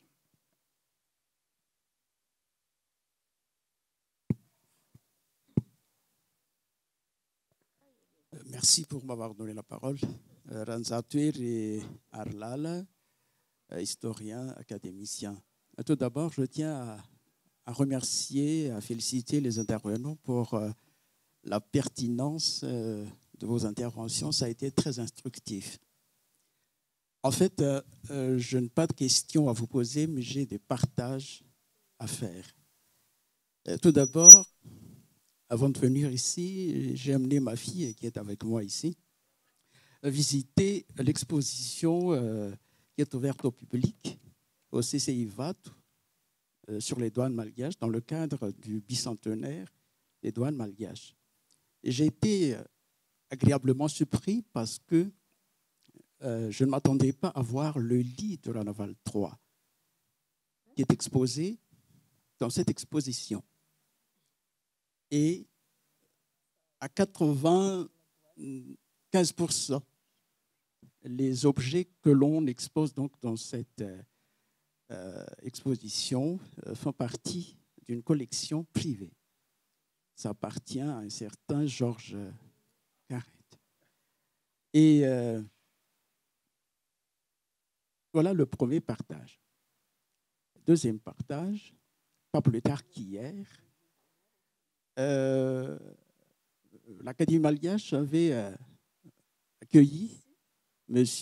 Didier Moreau, qui est un professeur d'université en France et qui a fait une donation à l'Académie malgache dans les 2400 photos qui couvrent une période relativement longue à l'échelle humaine parce que les photos concernent donc la période de 1980 jusqu'à nos jours. Donc, d'ici une centaine d'années, ça constituera donc un patrimoine très important. Qu'est-ce que je voudrais dire à propos de ces deux partages? Cela signifie donc que, même si l'État est défaillant, il y a toujours quelqu'un qui se soucie des patrimoines, qui font des efforts pour sauvegarder ce qu'on peut encore sauvegarder, et c'est une très bonne chose. C'est très encourageant. Et sur ce, ne vous découragez pas, même si vous n'avez pas les moyens d'avancer, allez toujours de l'avant. Je vous encourage.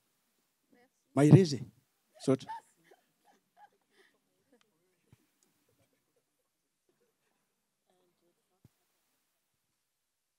Bonjour. Elie, journaliste de 2424.mg.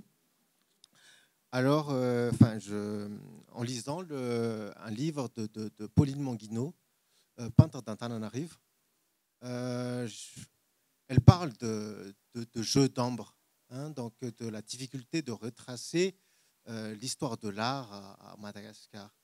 Et ce n'est pas une question, c'est juste, je me demande si aujourd'hui, ce qu'on n'a pas fait donc, depuis longtemps et qui a posé d'énormes difficultés pour Pauline, demain, ça va aussi se reproduire. Je veux dire, quand on va parler, par exemple, de l'art d'aujourd'hui, demain, on ne saura plus qui a fait quoi, les courants artistiques et tout ça.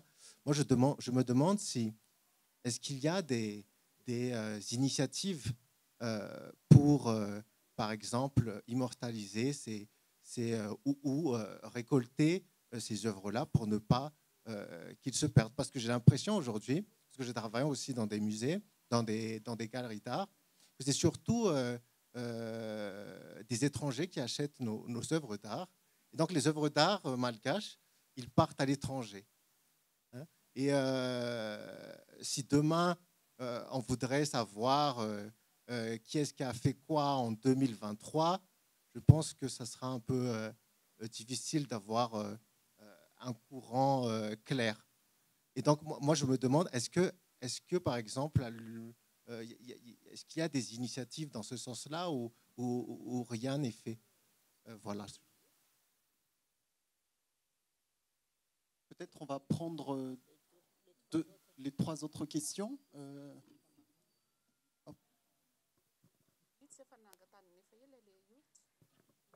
Bonjour, je vous remercie pour cette réunion. Il fut un temps, j'ai travaillé dans un musée, au musée de Timbazaz. Et moi, maintenant, je suis à la retraite, mais quelques réflexions me sont venues à l'idée. J'ai toujours vécu à Madagascar. Je travaille dans un musée. J'ai été membre de l'ICOM. Et pourtant, je n'ai pu visiter que 4 ou 5 musées de Madagascar. Pour qui sont ces musées? Est-ce pour les Malgaches ou pour les touristes? Il est vrai que, et ça je suis convaincue, que le musée est essentiel pour l'éducation identitaire des Malgaches. Les Malgaches ne se connaissent plus. J'ai écrit un article sur le musée de Timbazaz, justement. J'ai mis sur le site de Timbazaz, c'était pendant le temps des Covid, alors je n'ai pas pu diffuser, mais je l'ai mis sur le site du parc, au musée de Timbazaz, un aperçu sur l'histoire culturelle et l'histoire naturelle de Madagascar. Bon, mais toujours est-il, maintenant je m'adresse à l'ICOM. Est-ce qu'il n'est pas possible pour l'ICOM, là je parle de l'ICOM, il y a beaucoup de musées, d'organiser au niveau des médias ou sur les musées virtuels des thèmes sur lesquels participeront tous les détenteurs de musées. Par exemple, actuellement, il se pose le problème du changement climatique. Nous avons des preuves à Timbazaz qu'au XVIIe siècle, XVIIIe siècle, il y a eu changement climatique à Madagascar. Dans les photos, on peut voir que l'État malgache a pu maîtriser tous ces problèmes de changement climatique. Et comment ça a évolué? Comment Andina Poudmer a fait d'un petit village de rien du tout le royaume de Madagascar? Ce sont des choses dont nous pourrons être fiers. Un autre exemple, vous avez parlé de l'architecture. Il y a eu, il y a surtout des photos, mais il y a aussi des patrimoines. Par exemple, je pense au fort de Full-Pointe, par exemple. Je pense même à la maison le musée de Timbazaz, qui est une maison représentative de la culture coloniale, la maison du bourgeois malgache. Il y a tous ces tambours. Pourquoi, au niveau de l'ICOM, ne pas organiser régulièrement des conférences ou des émissions télévisées? Parce que nous avons aussi des membres des gens qui travaillent dans les médias. L'Express régulièrement propose des pages de l'histoire de Madagascar. Ce sont des choses faisables pour que les Malgaches puissent connaître vraiment leur identité, leur histoire, leur savoir-faire. Parce qu'actuellement, nous avons honte d'être malgaches. Et l'idéal, c'est de faire de nos enfants des Français ou autre chose. Et pour moi, c'est une proposition, hein, mais je crois que c'est quelque chose à faire régulièrement. Je vous remercie.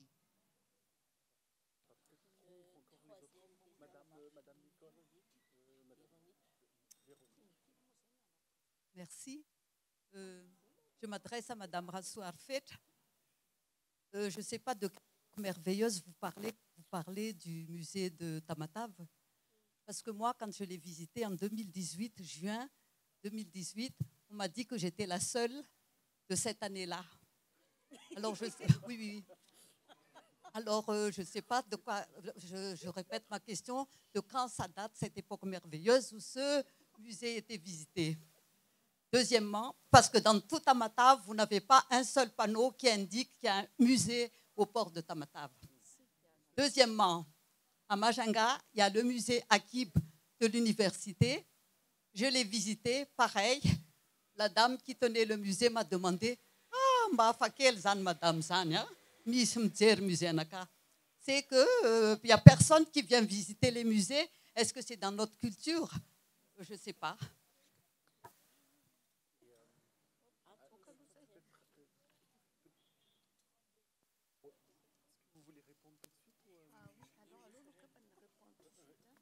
Bonjour, je m'appelle Félana Ramas et j'aurais 3 petits points juste pour vous.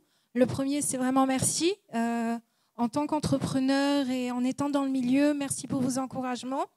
Nous sommes une jeune start-up, musée aussi, mais disons, on se considère comme une start-up, ça fait moins de 3 ans. Et nous avons démarré en plein confinement à travers une idée qu'on pensait c'était une lubie et c'est devenu un musée aujourd'hui. Madame, je ne sais pas si vous vous rappelez, on s'est vus il y a à peu près 1 an et demi. Et 9 mois après notre rencontre, nous avons ouvert notre première collection au public aujourd'hui. Donc, je nous arrive de Nocicomba, Nocibé.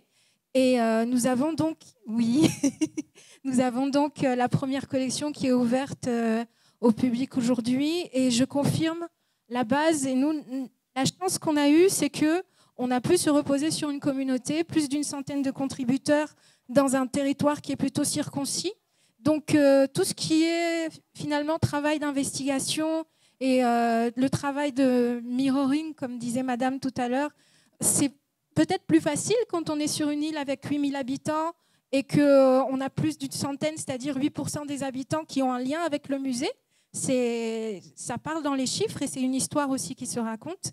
Ma question aujourd'hui, c'est est-ce qu'il y aurait moyen de pouvoir rapprocher le réseau et aussi avoir une dynamique d'échange autour des musées, mais sous un angle justement des business models qui marchent, entre guillemets. Vous avez dit tout à l'heure, on parlait de bien-être, justement parce que nous sommes on pourrait dire nous sommes des pourvoyeurs de bien-être culturel, que ce soit vis-à-vis des touristes, nous sommes dans une zone touristique, mais aussi vis-à-vis de notre communauté et vis-à-vis de la redevabilité, vis-à-vis de toutes ces personnes qui ont contribué. Mais on parle aussi de durabilité dans le sens où, quand on parle de rentabilité, c'est important pour nous de pouvoir payer le personnel qui fait tourner le musée, d'avoir de plus en plus de guides, parce que ce sont des jeunes locaux fiers de leur culture, qui deviennent des ambassadeurs et qui ont de la matière. Et aujourd'hui, c'est vrai que ça m'a fait du bien de venir ici parce qu'on se sent moins seul. Et dans l'autre sens, on comprend on voudrait qu'il y en ait beaucoup plus et on comprend que ce ne soit pas évident. Et pourquoi je parle de business model? Parce que je pense, et vous en avez parlé, hein, il n'y a aucune honte à parler d'argent. Et il y a aussi un besoin de pouvoir se dire, OK, qu'est-ce qu'on peut apprendre pour que ça tourne? Si je ne me trompe pas, par exemple, il n'y a pas longtemps, parce que c'est du travail de longue haleine, le statut d'entreprise sociale avec quelque chose d'assez nouveau et reconnu internationalement plutôt récemment. Je pense que le musée, en tant que, entre guillemets, entreprise sociale, culturelle, mérite sa place à Madagascar. Merci. Les questions sont plutôt pour vous. Très bien. Alors, toutes ces questions me paraissent vraiment très intéressantes et me pointent vraiment du doigt et je ne sais pas comment je vais répondre, mais je vais essayer de répondre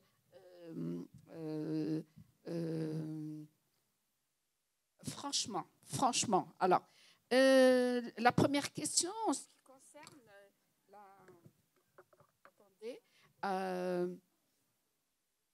le problème des œuvres d'art qui partent. Bon, d'abord, il y a des tableaux qui sont contemporains, n'est-ce pas, et qui peuvent bien partir avec des papiers administratifs qui sont bien clairs. Donc, nous, l'ICOM ne peut pas prétendre, n'est-ce pas, à ne pas autoriser l'exportation, que je dis, d'œuvres d'art. D'autant plus qu'au ministère de la Communication et de la Culture, il y a une structure justement qui est là pour réguler l'exportation. C'est-à-dire que les gens qui sont de bonne foi viennent présenter ces œuvres d'art au niveau du ministère de la Culture et ils donnent l'autorisation. Avec cette autorisation, donc, les œuvres d'art peuvent partir. Attention, des œuvres d'art, je dis contemporaines, c'est-à-dire celles qui sont créées maintenant, actuellement. Parce que toutes les œuvres d'art qui ont plus de 50 ans sont des œuvres, non, des biens culturels, même s'ils ne sont pas encore classés. Il y a un problème que vous avez soulevé tout à l'heure. Dans chaque musée, il doit y avoir une politique d'acquisition. Chaque musée, toutes les années, doit avoir une politique d'acquisition. C'est-à-dire qu'à travers sa stratégie de la sauvegarde de biens culturels, ils disent, cette année-ci, on va acquérir tant. Ils ont un budget. Mais à Madagascar, non. Du temps de Mme Gisèle Rabessale, oui. Et à l'époque, Mme Gisèle Rabessale, tous les ans, avait un budget spécifique pour acquérir des tableaux de peinture, des tableaux de sculpture, etc., etc. Pour ce qui est du Louvre d'Antananarivo, elle avait vraiment fait des acquisitions, mais une grande partie donc, a été emportée par le feu. Et je peux vous dire que tous les dossiers administratifs sont partis en fumée. Il n'y en a que quelques-uns. Et si on fait le pourcentage, moi j'ai participé à l'inventaire après le feu. On pense qu'il y a à peu près 25% restant. Le reste, donc, disparu. Donc, pas de politique d'acquisition. Et Vanf, tout à l'heure, a soulevé l'existence du musée, qui est membre de l'ICOM, de Mme Nicole Rabetaf, qui s'appelle Faïn Faïzaï. Mais je vous dis que ce musée est un trésor national. Jusqu'ici, il n'y a pas de musée de beaux-arts à Madagascar. Il n'y a pas de musée de beaux-arts. Je pense que c'est un appel. C'est un appel. Mieux vaut faire d'acquisition, là maintenant, pour notre génération future. Il y a plein d'arts contemporains qui sont en train là, de se créer. Ce sont les vaïnes qui en font la collection, qui en font l'acquisition. Je parle des œuvres de Madame Zou. Voilà. Alors, pour ne pas trop dire des choses, c'est pas ici, je vais finir par dire des bêtises. Autre chose, parce qu'en fin de compte, tout me passe tout passe par moi. Madame de Tamatave, le musée de Thomas, je pense que c'était déjà vers les années 2000 ou 2005 que le musée a été fermé. Et quand vous parlez de musée d'Akiba, ça fait déjà 4 ans, 5 ans, que le responsable est un monsieur qui s'appelle Ravelson, et qui est, je dirais, dynamique, qui essaie vraiment de redynamiser le musée d'Akiba. Et actuellement, avec notre grand plaisir, il se trouve à la tête de 3 musées, un nouveau musée qui vient de s'ouvrir, qui est le musée de la mer, avec lui. Et je vous le dis, nous avançons, mais d'un côté aussi, nous reculons, parce qu'il y a des musées qui sont ouverts. Et notre souhait, c'est que ces musées puissent vraiment entrer dans la professionnalisation et qu'il y ait du personnel qui soit bien formé, qui soit bien formé pour pouvoir donc accomplir les tâches de musée. Madame, moi, effectivement, je vous reconnais. Vous êtes venue plusieurs fois demander de l'aide auprès du musée d'art et d'archéologie. Nous vous avons accompagné avec plusieurs conseils, mais malheureusement, vous n'êtes plus revenu vers nous, donc nous ne savons pas qu'est-ce qui s'était passé. Vous savez, il y a plusieurs personnes qui viennent nous voir, qui viennent voir l'ICOM, qui viennent voir le musée de l'université, tout en sachant que c'est dans le musée de l'université qu'il y a plus de professionnels de musée à Madagascar. Parce que au ministère de la Culture aussi, il y en a, mais une grande partie qui est partie à la retraite. Mais pour vous dire que ce n'est pas vous seulement, mais il y a d'autres musées. Il y a un musée qui va s'ouvrir aussi, le musée de Pangalan. Il y a un autre musée aussi qui va s'ouvrir. Il y en a plein, mais je ne me rappelle pas des noms. Ils viennent nous voir. Il y en a qui sont venus et ils ont adhéré à l'ICOM. Mais malheureusement, ils ont pensé que nous, on avait un grand budget pour pouvoir soutenir les autres musées. Non, l'ICOM est vraiment pauvre. On n'a pas des moyens financiers. Mais ce que nous pouvons faire, c'est que nous pouvons encadrer donc, sur le plan scientifique et technique, en ce qui concerne la création des musées, les accompagner administrativement, les accompagner sur, par exemple, le projet muséographique ou le programme architectural, mais nous n'avons pas les moyens. Et ceux qui sont venus nous voir, qui s'attendaient à ce qu'ils soient aidés financièrement, ils ne sont plus revenus, malheureusement. Et il y en a qui sont là et qui, après avoir discuté avec nous, étaient un peu réticents de créer le musée parce qu'ils croyaient qu'un musée, c'était juste accrocher des images. Alors ça, je reviens au musée et tourisme, mais il y a plein de musées à Madagascar qui ne sont pas des musées, hein, qui portent le nom de musée, mais qui ne le sont pas. Et ils ne suivent pas l'arrêté ministériel de la reconnaissance de musée. En principe, le ministère de la Communication et de la Culture doit avoir dans sa structure un inspecteur des musées, un inspecteur des sites et monuments et du patrimoine. C'est celui-là qui va regarder, en fin de compte, est-ce qu'ils sont aux normes. Même le bâtiment, hein, qui reçoit du public, hein, ce n'est pas aux normes. Donc, tout ça, voyez-vous, c'est un frein à la création des musées. Parce que je ne vous dirai pas qui, hein, mais moi, je fais le tour. Hein, mais dans une région où j'enseigne, il y a un musée, je ne donnerai pas le nom, mais il y a 2-3 salles et avec des photos, et c'est un musée, point, point, point. Mais à côté, il y a une salle un magasin d'artisanat. Il y a plein de touristes qui viennent. Ah, il y a un musée là-bas, allons-y. Mais c'est ça le musée à Madagascar. Mais nous avons honte.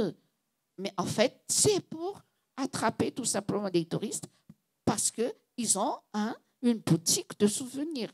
Et il y a aussi des musées qui font un peu n'importe quoi. Hein. Il y en a qui ouvrent leurs portes et après l'ouverture, ils ferment.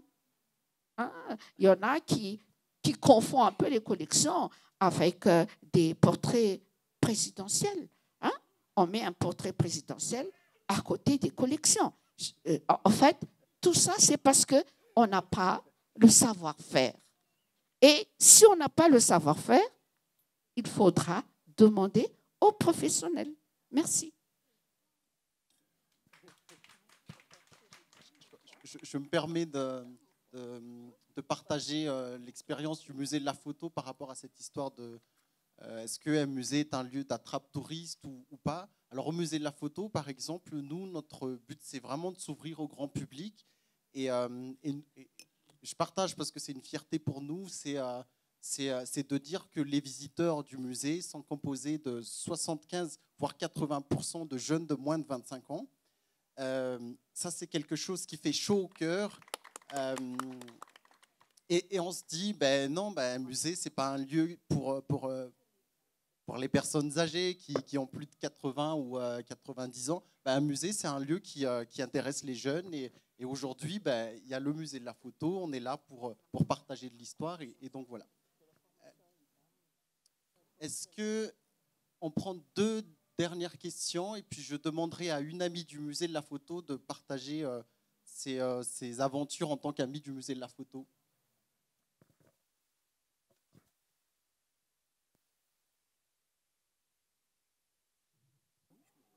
Bonjour à tous. On a beaucoup parlé de l'éducation au patrimoine, on a parlé du devoir de mémoire, devoir de sauvegarde, de la vocation des musées à être témoins de l'histoire et de la culture. Et on a aussi parlé, il y a Van et M. Sanji qui ont parlé d'Antananarive qui se meurt, d'une modernisation, bétonisation à outrance qui défigure les patrimoines. Donc ma première question, c'est quelle est ou quelle devrait être la limite de la modernisation pour continuer cette sauvegarde des patrimoines, pour ne pas dénaturer les patrimoines aussi bien au sein des musées, pour la mise en place ou la revitalisation, comme vous aviez dit, des musées, des patrimoines et des musées, des sites historiques, des monuments, mais de la ville en tant que patrimoine à ciel ouvert, comme Van a dit. Donc, quelle est la limite? Quelle devrait être la limite de cette modernisation? Et comme Van et comme M. Sanji, je ne me résous pas encore à faire le deuil de cet Antananarive qui est un patrimoine à ciel ouvert. J'ai vu, je vois la ville de Fianarantsoa, nos voisins Betsileo, qui ont quand même bien fait la préservation de la ville haute, de leur culture. Est-il trop tard pour faire pareil pour notre ville, pour mon Antananarive? Serait-ce trop tard? Y a-t-il encore quelque chose à faire? Si oui, quoi et comment? Cette partie de l'éducation, à défaut de la volonté politique qui manque, vous aviez tous parlé de cette volonté politique qui manque, que peut-on faire encore pour essayer de sauver cet Antananarive?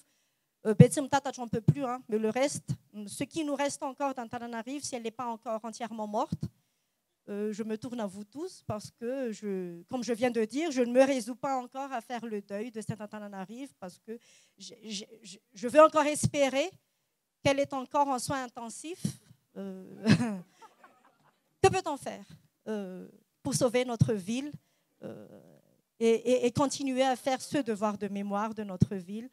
Vous aviez aussi parlé d'attrape-touristes. Oui, on en a besoin. Madame Rasso Arfetch a beaucoup parlé de Madame Rabessa.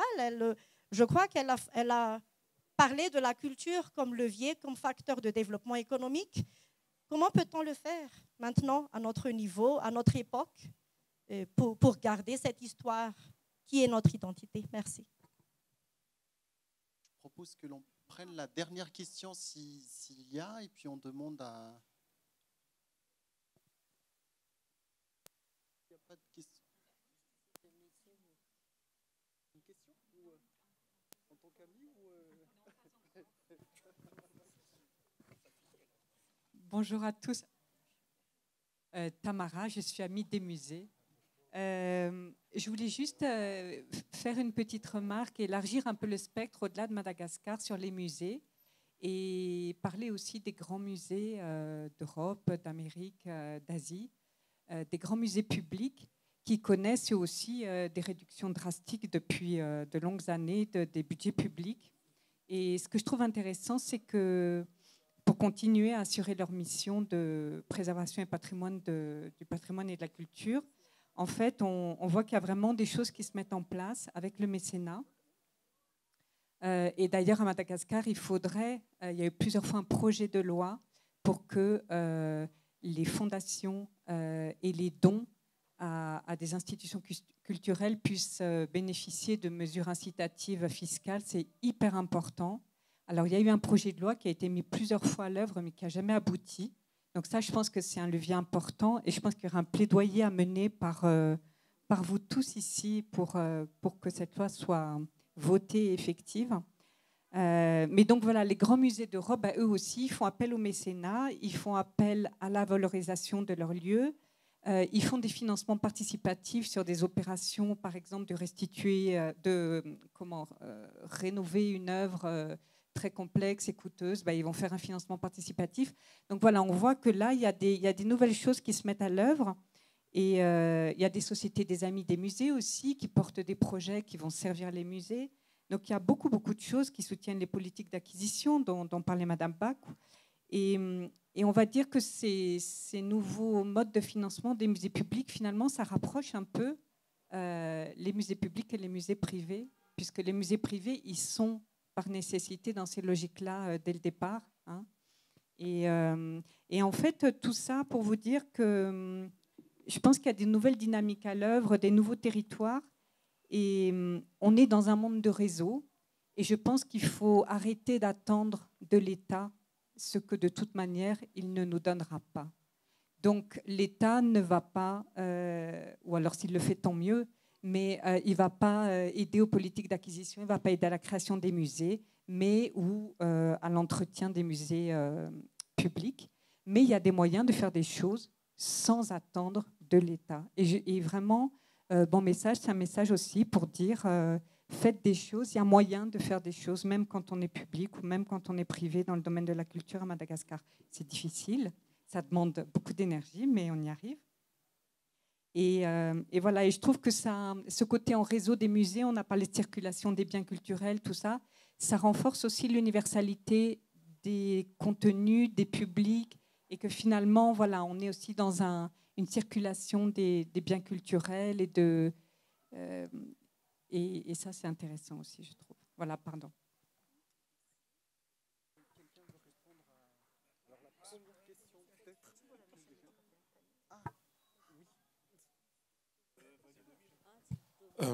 Je pense qu'il y a une partie de ce que je voulais poser, que Tamara a bien explicité. Il faut qu'on arrête de se lamenter sur notre sort en disant que l'État ne fait rien. Il y a des initiatives privées, la preuve est juste derrière. Mais la question est que, est-ce que la scientificité, cette volonté de scientificité des musées à Madagascar n'est-elle pas le talon d'Achille des musées pour qu'elle puisse s'ouvrir au grand public et donc pour qu'elle puisse innover aussi dans son modèle économique? J'évite d'utiliser le mot business model parce que pour moi, le bien culturel n'a pas vocation à être un capital, mais un bien social.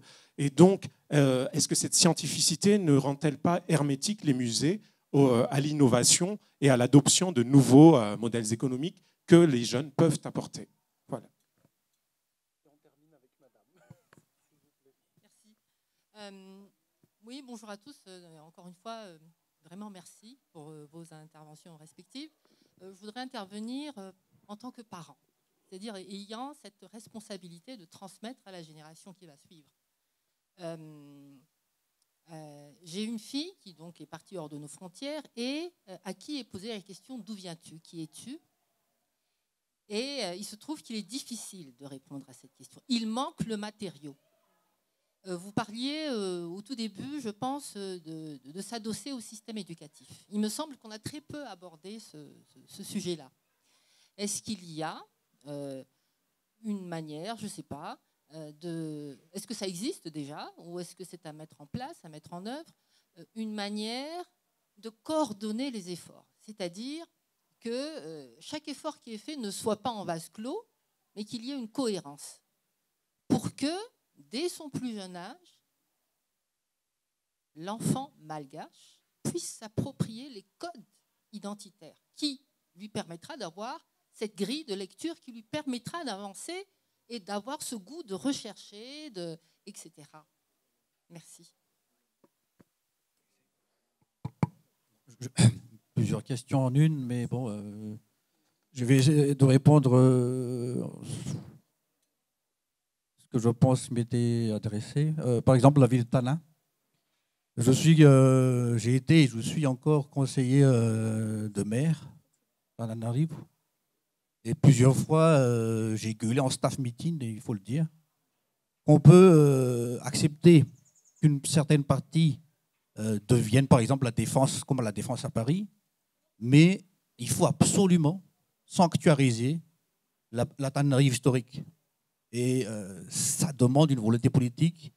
Il y a un problème de décentralisation parce que la ville de Tananarive a ses compétences propres, a soi-disant un statut spécial et absolument vide de sens, parce qu'à chaque fois, le pouvoir central, celui-là et ceux qui l'ont précédé, n'arrêtent pas d'interférer dans les affaires propres de Tananarive. L'affaire de Stade de Masse, l'affaire du Louvre de Tananarive en sont des exemples frappants et tout à fait scandaleux. Donc, que faire? Moi, j'ai envie de dire, avec qui faire? Donc, au moins, on sera 2, 3, j'ai entendu tout à l'heure. Mais quelque part, il va nous falloir créer cette masse critique-là. Quelque part ici, l'éducation. Mes enfants, mon fils est là. J'ai essayé de leur transmettre ce que moi-même j'ai appris de mon père. C'est-à-dire que chaque week-end, on avait la chance d'avoir une voiture à l'époque. On partait en virée culturelle. Et le pater désignait un endroit, il racontait une histoire, ce qu'il a retenu lui-même de mes grands-parents, donc j'imagine, ou d'autres histoires. Et à chaque fois, j'essaie de faire la même chose. Par exemple, en tant que parent, je me suis senti obligé d'emmener mes enfants ici, déjà au moins une fois, à tous les rouves existants et accessibles autour de Tananarive. Quand on se déplace à Full Point, par exemple, on va voir le roue, le monde de Full Point. Et d'ailleurs, à ce titre des biens spoliés, il se trouve que des canons fondus à soit donc par la borde à Matassou, se retrouvent dans un restaurant. Comment c'est possible? Mais voilà, c'est plusieurs parties d'un tout qui part, j'allais dire en un, mais en ruine, on va dire. Voilà, pour rester poli. Quelle était la dernière? Ah oui, Madame Rassoumapune, je crois, non? Oui, j'ai grandi au fond Grand d'idées, comme vous l'appelez sans doute. Et j'aimerais souligner qu'il y a plusieurs types de musées. On semble se concentrer uniquement sur l'art, les beaux-arts, mais il peut y avoir un musée industriel. Par exemple, l'imprimerie, qui a fait partie des plus anciennes activités pré-industrielles à Madagascar, ne serait-ce qu'avec l'impression de la Bible en 1835, l'impression de Ntensuanalanwand en 1866, l'impression du code 305 articles d'Invenstelnzat en 1881. Et pourtant, nous n'avons pas de musée de l'imprimerie à Madagascar. Nous avons une longue histoire de l'imprimerie, aucun musée. Et moi-même, étant à l'Express de Madagascar, j'ai vu beaucoup de nos machines Heidelberg, c'est-à-dire des bijoux de machinerie germanique, partir au kilo. Voilà où nous en sommes. C'est à nous tous, c'est à tout un chacun. C'est la masse critique dont je parlais tout à l'heure. Ça ne va pas être l'affaire de Vanf, tout seul, qui gueule dans son coin depuis 30 ans maintenant. Non, ça va être tout le monde ou personne. Et ce sera ensemble, maintenant, peut-être plus tard, pour préparer et espérer qu'il ne soit jamais trop tard. Tant qu'on pourra transmettre, comme dirait l'autre, la meilleure défense, c'est dans les têtes pour la culture. Tant qu'on pourra transmettre à nos enfants et aux étudiants qui sont présents, merci à eux, rien n'est jamais perdu. Il restera une once de vie. J'aurai un mot de la fin tout à l'heure, mais je ne repasse pas la parole à mes collègues. Oui, juste un mot pour vous répondre, madame. C'est qu'en fait, les musées membres de l'ICOM, enfin, je ne sais pas ce qui se passe dans les autres musées, essaient justement de faire un programme éducatif. Nous, particulièrement, nous avons une salle permanente, une exposition permanente sur l'archéologie, au musée d'art et d'archéologie, où nous parlons de l'origine du peuplement. L'origine du peuplement, où sont les sites archéologiques, où sont les premiers malgaches se sont établis, quelles sont leurs cultures, leur savoir-faire, quelles sont les relations avec le continent africain, le monde arabe, les péninsules indonésiennes, tout ça, c'est à chaque niveau à chaque niveau de l'éducation, nous avons un discours différent. Et ça, c'est vraiment notre premier souci, nous ne connaissons pas notre histoire. Et quand nous posons quand il y a des gens qui posent la question, d'où viens-tu? Alors l'enfant dit, je viens de Bessaret, hein, parce qu'elle habite à Bessaret. Mais en fait, la question se pose, c'est quoi ta culture? C'est ça. Donc, c'est vraiment un défi pour nous, le programme éducatif. Et ça avance. Là, nous ne reculons pas. Nous avançons doucement, mais c'est difficile aussi de faire venir les écoles. C'est très difficile. Et peut-être, vous avez dit, et nous devons faire vraiment un programme. Il faudra qu'on collabore avec le ministère de l'enseignement secondaire pour mettre en œuvre un programme ensemble en ce qui concerne la culture à travers les musées. Merci.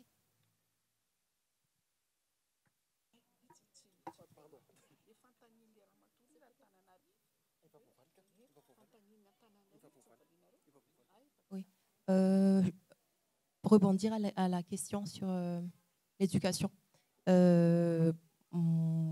pour poursuivre ce que Van a dit tout à l'heure, que oui, il y a des choses qu'on fait. En ce moment, l'UNESCO travaille sur un cadre appelé cadre pour l'éducation culturelle et artistique. Et je sais que Madagascar est l'un des États qui travaille et qui est consulté, et le ministère de l'Éducation nationale est consulté pour justement l'élaboration de ce cadre qui sera présenté lors d'une conférence de cette fin d'année sur justement conférence mondiale sur l'éducation culturelle et artistique. Et en fait, toutes les questions que nous avons posées dans le domaine de l'éducation, donc éducation culturelle, est vraiment discutées dans la consultation de ce cadre, donc, et dans l'élaboration de ce cadre. Et pour poursuivre encore une fois, les musées, en fait, ils sont là, hein. Et par exemple, nous, au niveau de la Commission nationale, on travaille avec certains musées à justement offrir à des enfants la possibilité, parce que oui, c'est assez, c'est pas difficile, mais oui, ça exige du travail pour amener des enfants, une trentaine, une cinquantaine d'enfants à visiter le musée par exemple, le musée de la photo. On a ramené des enfants je pense, dans Sourbé, Mazakanjina, oui, à visiter le musée. Donc, nous, on travaille avec nos clubs, le réseau des écoles associées à l'UNESCO, justement, pour qu'ils puissent profiter de ça, étant donné qu'au niveau du réseau, il y a plus d'établissements publics.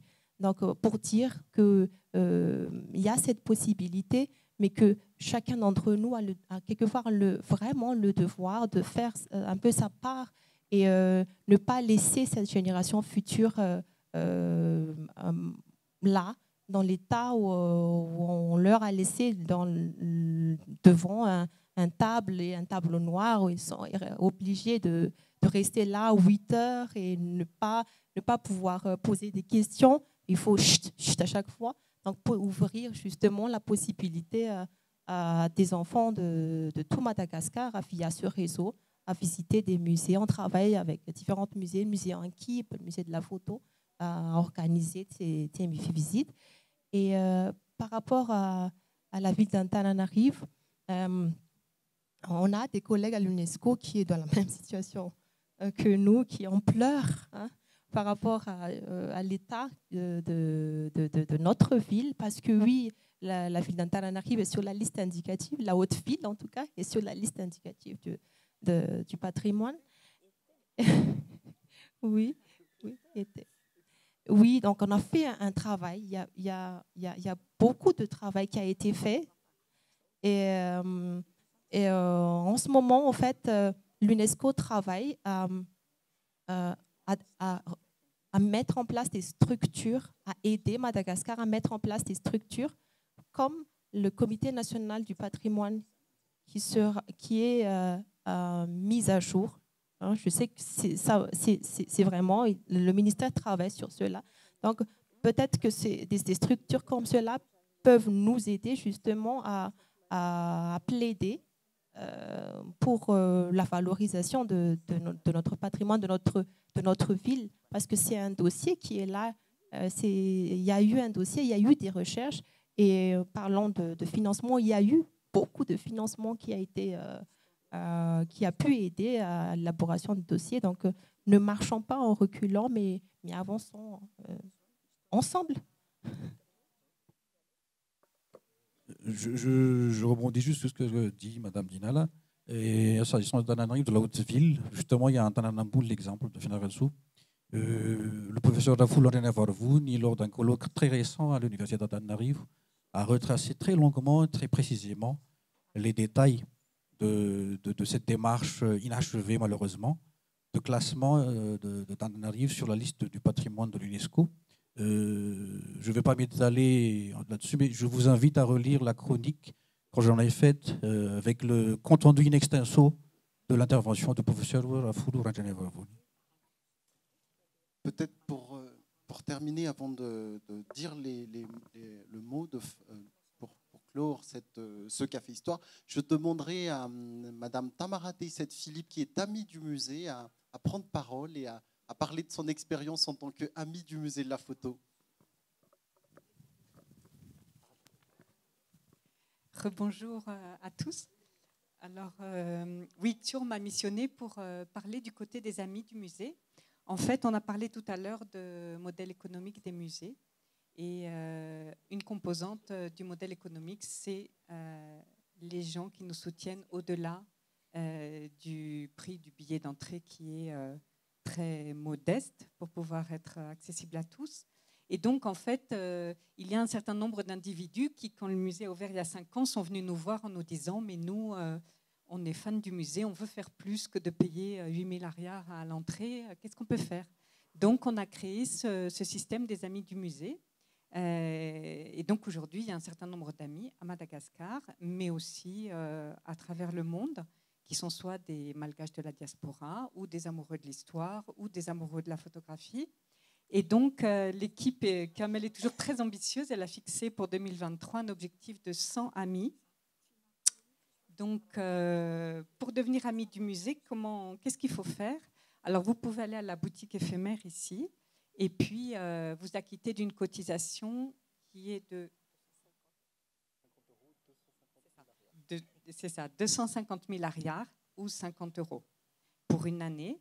Et donc, par ce geste symbolique, vous contribuez à faire des belles expositions, à organiser des cafés histoires, etc. Donc, ça, c'est vraiment important. Et du coup, on souhaiterait dynamiser ce groupe des amis et les faire se rencontrer. Donc, on a dans l'idée, la semaine du 18 septembre prochain, d'organiser une soirée pour les amis du musée, pour qu'ils puissent discuter entre eux et voir éventuellement s'il y aurait des projets sur lesquels nous souhaiterions nous impliquer. Alors, par exemple, dans les projets que nous avons, on a parlé des nouveaux territoires des musées au travers des réseaux. Ça pourrait être de travailler sur le site internet du musée et puis la création d'un blog qui permette aussi l'expression d'articles avec des points de vue spécifiques ou différents sur certains sujets. Mais voilà, il y aurait sans doute beaucoup de sujets possibles. Et voilà, que vous dire encore? C'est vraiment important. Alors, il y a des super amis là, qui sont là. Hein. C'est ceux qui viennent vraiment depuis des années. Mais si chacun d'entre vous nous aide à avoir, on va dire, 4-5 amis, je pense qu'on peut atteindre cet ambitieux objectif. Et vraiment, c'est important pour nous, pour le musée, à la fois en termes de reconnaissance et puis aussi pour la dynamique que vous allez infuser, parce qu'après, chaque ami, c'est un ambassadeur du musée aussi qui va parler à sa famille, à ses amis, etc. Et c'est aussi comme ça que les expositions peuvent vivre. Donc voilà, devenez amis du musée. Merci.